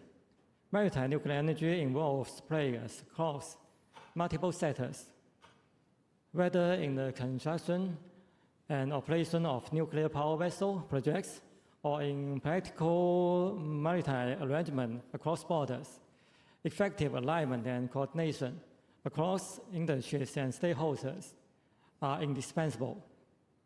And third, we must address the practical challenges of cross-border operations. Maritime nuclear facility operates across multiple jurisdictions. There's practical issues in logistic support, operational alignment, and emergency response. All parties need to take an open, pragmatic approach and reach workable, on-the-ground consensus through multilateral dialogue. Last but not least, public acceptance. It is utmost important for maritime nuclear energy deployment. We must address public concern seriously to create a supportive social environment, to engage in active communication and outreach, and to foster an open, inclusive atmosphere for the development of the nuclear applications in the sea. Well, it is very glad to see the IAEA initiate the ATLAS initiative. It provides a vital multilateral platform for all these efforts.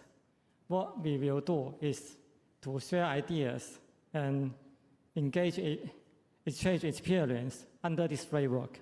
Thank you, Mark. Thanks, Wang.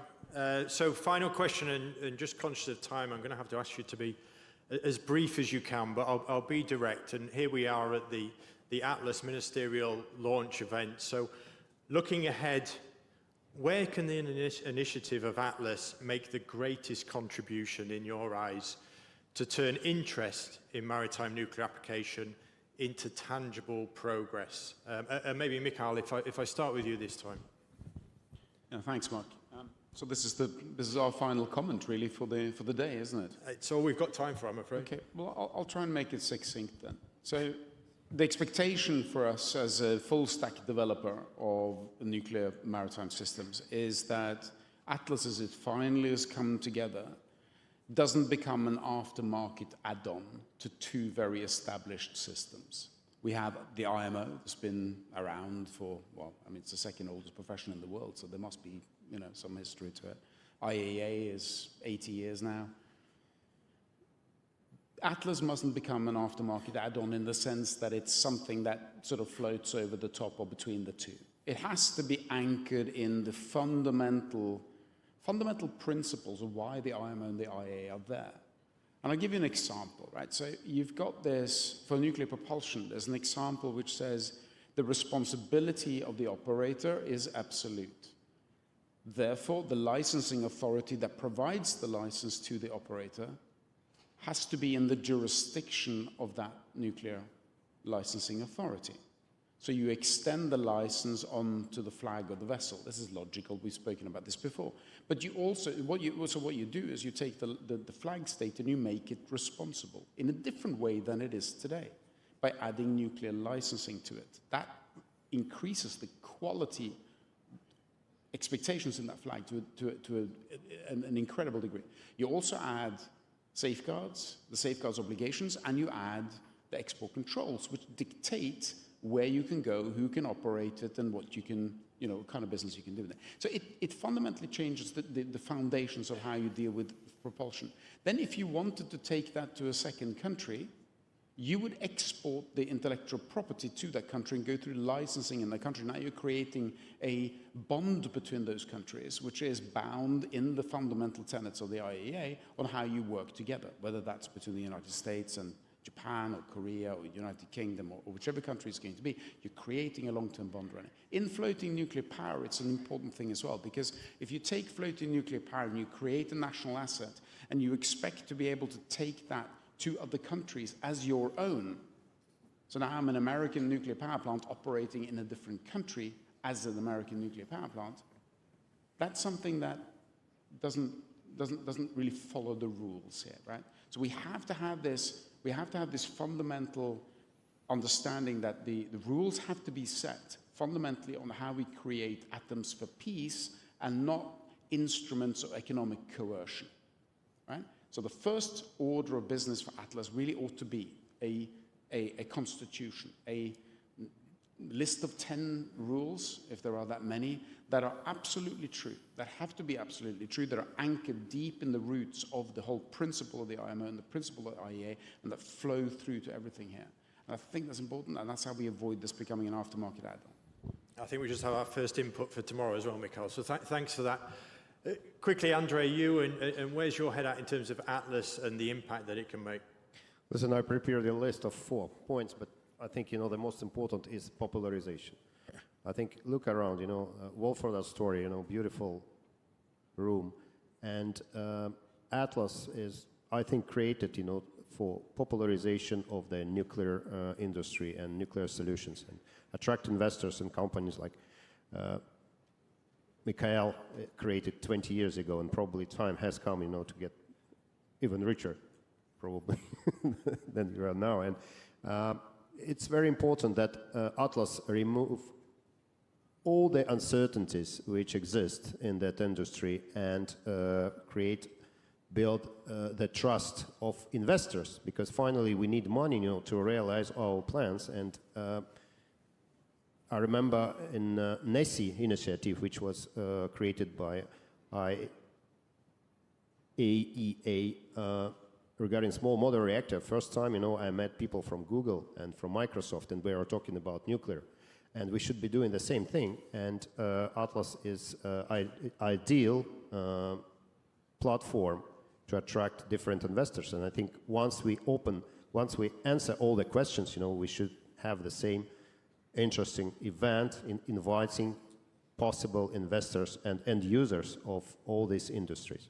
That's the ATLAS mission, I guess. Great. And from a shipbuilder perspective, KSOE, Sang-Ming, your excitement about ATLAS as an initiative? We don't have much time to answer. I think the success of the ATLAS project should not be measured by the number of the regulation book. It cannot be measured by the thousands of pages of regulation. I think that it should be measured by the launch of the real project. So I hope the ATLAS work the modern regulation. Yeah. It's time over. Keep it simple, but do it right. Stefano, quickly again, if I can. I think what I like most of this initiative is the confidence that ATLAS can give maybe also to the investor community, as Andrei was telling, but to the shipping industry. Because something we have not discussed enough, I think, in this meeting is that there is an incredible synergy that is going in the direction of improving the economics, which is the fact that if we work together properly, we can bring down the time of construction of new nuclear very, very, very, very low. And this is very important because the investor looks at the time the capital is used, the cost of capital. And if you can reduce the building of a new power plant to a couple of years, regardless if it's the engine of a ship or if it's a nuclear floating power plant, I think this is maybe the biggest contribution you can give to the nuclear industry and to the cost of the nuclear power plant. So this is very important that the two words are approached by ATLAS. Great. And last word from you, Huang, in terms of the ATLAS initiative and where you see it going. Well, Mark, first, to create a regular platform for experience sharing, putting together the source and practical know-how among all the other countries to develop a unified set of standards for nuclear safety, security, and safeguards based on the current IAEA safety standards and security guidance, to giving member states a reference for their own policy making. And second, to create a multilateral coordination hub for the international organizations, such as the IAEA and the IMO, International Maritime Organization, to forge a coherent, shared approach to upgrade the international laws and conventions. And third, I think it is useful to provide some guidance for the capacity building and development of infrastructure for all the member states. For example, the IAEA this initiative can issue some guidance document or tech doc, just like the milestone for the nuclear power development for the member state, to guide all the member states in this area. Thank you. Thanks, Wang. So there we have it, ladies and gentlemen, and just conscious of time, I think I'll wrap up very, very briefly. You know, finally, I think a consistent theme, we've covered a lot of ground there in the last hour or so, but a consistent theme really has been the importance of international collaboration. You know, many of the developments, many of the conversations transcend challenges and interfaces between organizations, between countries, between sectors, between technology and providers, but really with that collaboration, I'm sure that we can solve those challenges and with the support and guidance of ATLAS. So without further ado, I'd just like you to join me in thanking our panelists here today for what has been a very informative session. Thank you.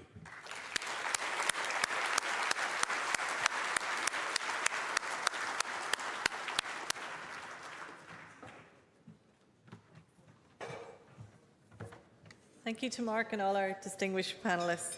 So over the course of this afternoon, we have considered why maritime nuclear applications are receiving renewed attention, what enabling frameworks will be needed, and how the ATLAS initiative can support deployment.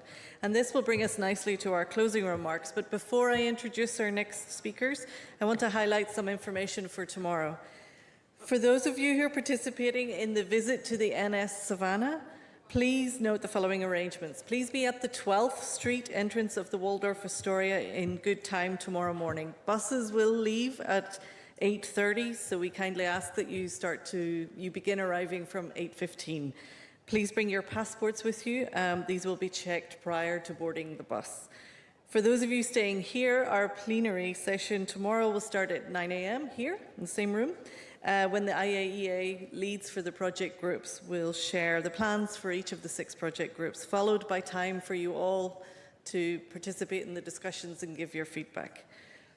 With that information, it leads me to introduce our final speakers for their closing remarks. It's my pleasure first to invite Mr. Kyle Housefeit, Under-Secretary of Energy from the U.S. Department of Energy, to the podium for some remarks. Thank you, Under-Secretary.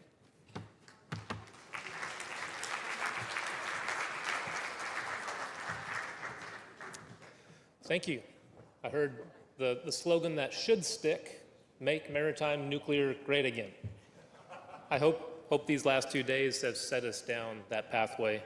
I want to thank Director General Grassi, the ministers, heads of delegation, colleagues and friends. Thank you for dedicating your time, your resources to be here today to have these critical discussions.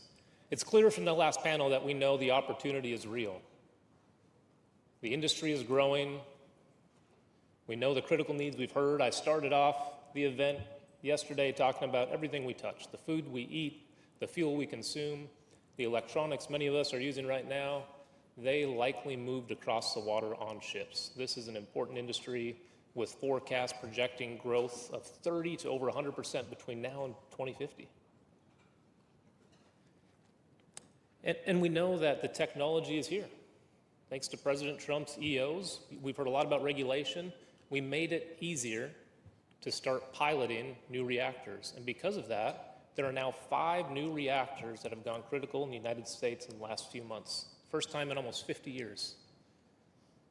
The technology exists, the innovators are ready, but as you all know, the reactors alone will not solve this problem. The challenge is greater than one industry, and that's why it's so important that maritime and nuclear came together over the last 2 days. Solving the whole problem is not an option, it is critical. The life cycle, from where the fuel comes from, how we integrate the reactors with our ships, what it looks like to refuel. We heard it earlier. What do we do with the fuel after it's spent? Right? We have to consider the entirety of the opportunity if we want it to be successful and we want it to scale. Any new initiative that's successful has one thing in common. It's focused. Right?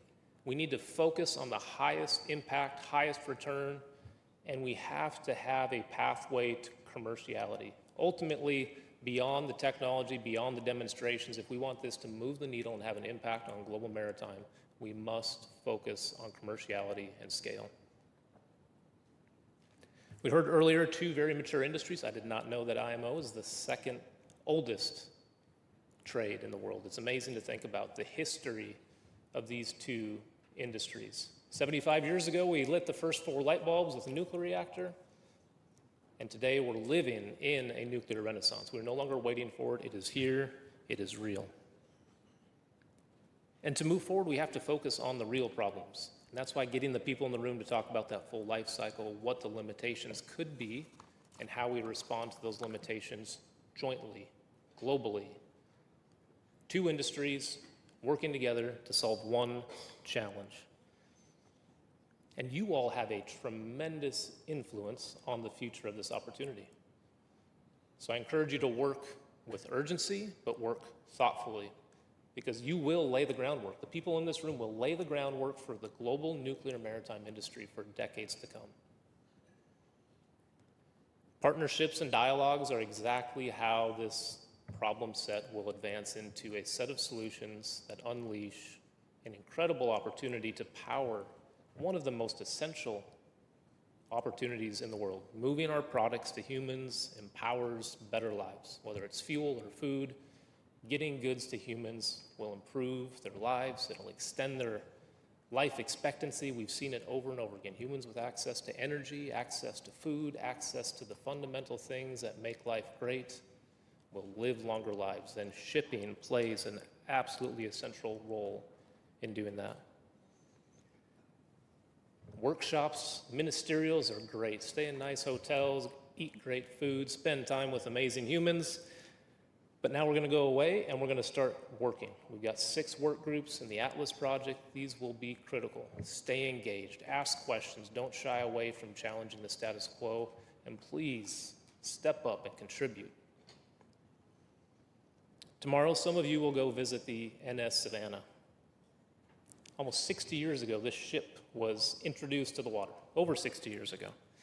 And it was an earlier generation of people trying to solve the same set of problems, but today we have a new list of potential solutions. I mentioned earlier the importance of focusing the efforts on the highest impact opportunities. Many of you know the history of the NS Savannah better than I ever will, but it was a blended use, right? They wanted cargo and people. And it was also developed before the shipping containers really took over how things were shipped across the globe. So a ship with a really great idea that showed what could be done did not succeed commercially. So again, I'll go back to the technology is here. The people that want to make it happen and know how to make it happen are here. And we must focus on making that commercial. So how do you take a promising technology and set of ideas and turn it into something that will last and make a difference? It's the collaboration amongst the people in this room, solving the full problem set that you've all been talking about for the past 2 days. So lean in, make it happen, and you'll have a great benefit on not only yourselves, your children, but your grandchildren. This will be a generational impact if we do it right. So it's a big calling. You're the right people to answer that calling. So with that, I want to thank Director General Grassi again, the IAEA, all of the great USG governments that are here, and our many friends and colleagues, heads of delegation from across the globe who traveled to be with us here today. It means a lot. I appreciate what you're doing. So over the last 2 days, you set the direction. In the next weeks, months, and years ahead, you're going to execute on it and have a great impact on the world. Thank you.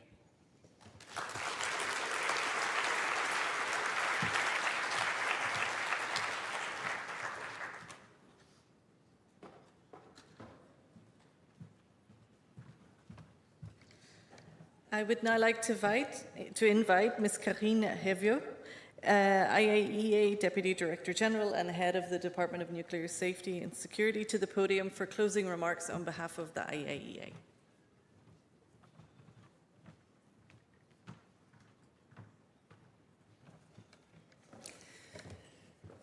Thank you all for being with us today, and as I will close this first day of this ATLAS journey, I would like to thank our host, the US government and Department of Energy, and I would like to thank all of you for your active participation and your support to the IAEA ATLAS initiative. Ministers and head of delegation statements this morning have demonstrated the substantial interest in the ATLAS initiative, which has grown over time. Statements, as panel discussions this afternoon, have settled the high level of expectations, while pointing out some of the main challenges we will have to cope with altogether. It is time to unlock the potential of severe nuclear application at sea. And I think we all recognize that ATLAS is arriving precisely when technological progress, market forces, and global needs are converging.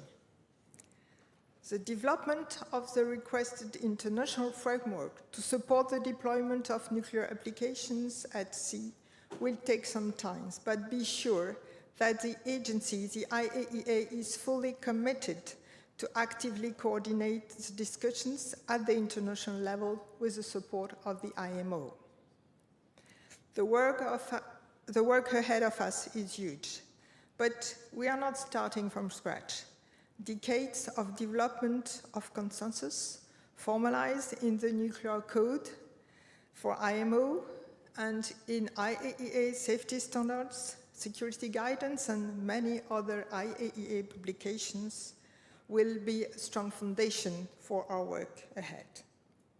But as discussed today, challenges exist at multiple levels, international but also national levels, and across many domains, legal, regulatory, and technical, spanning nuclear technology, nuclear safety, security, and safeguards.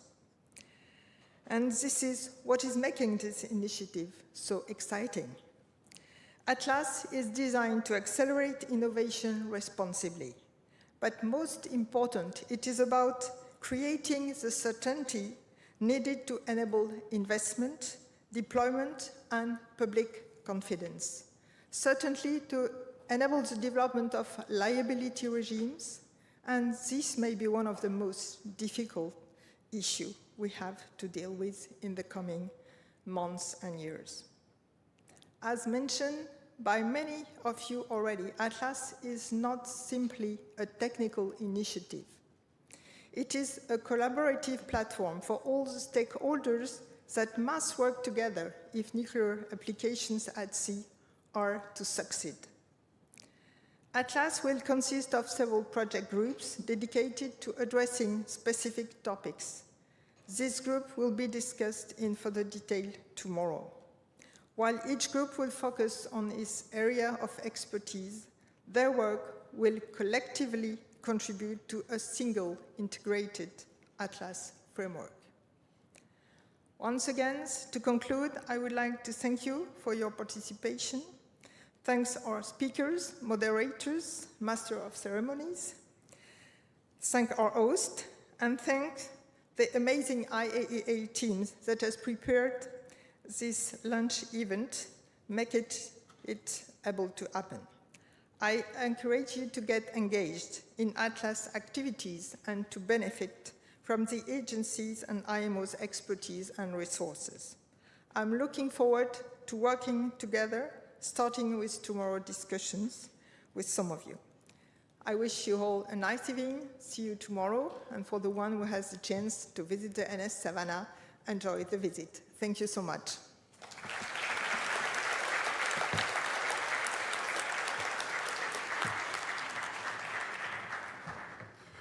Dear colleagues, thank you all for joining us today and for your attention.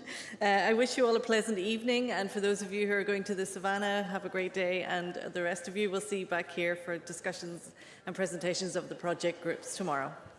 Thank you.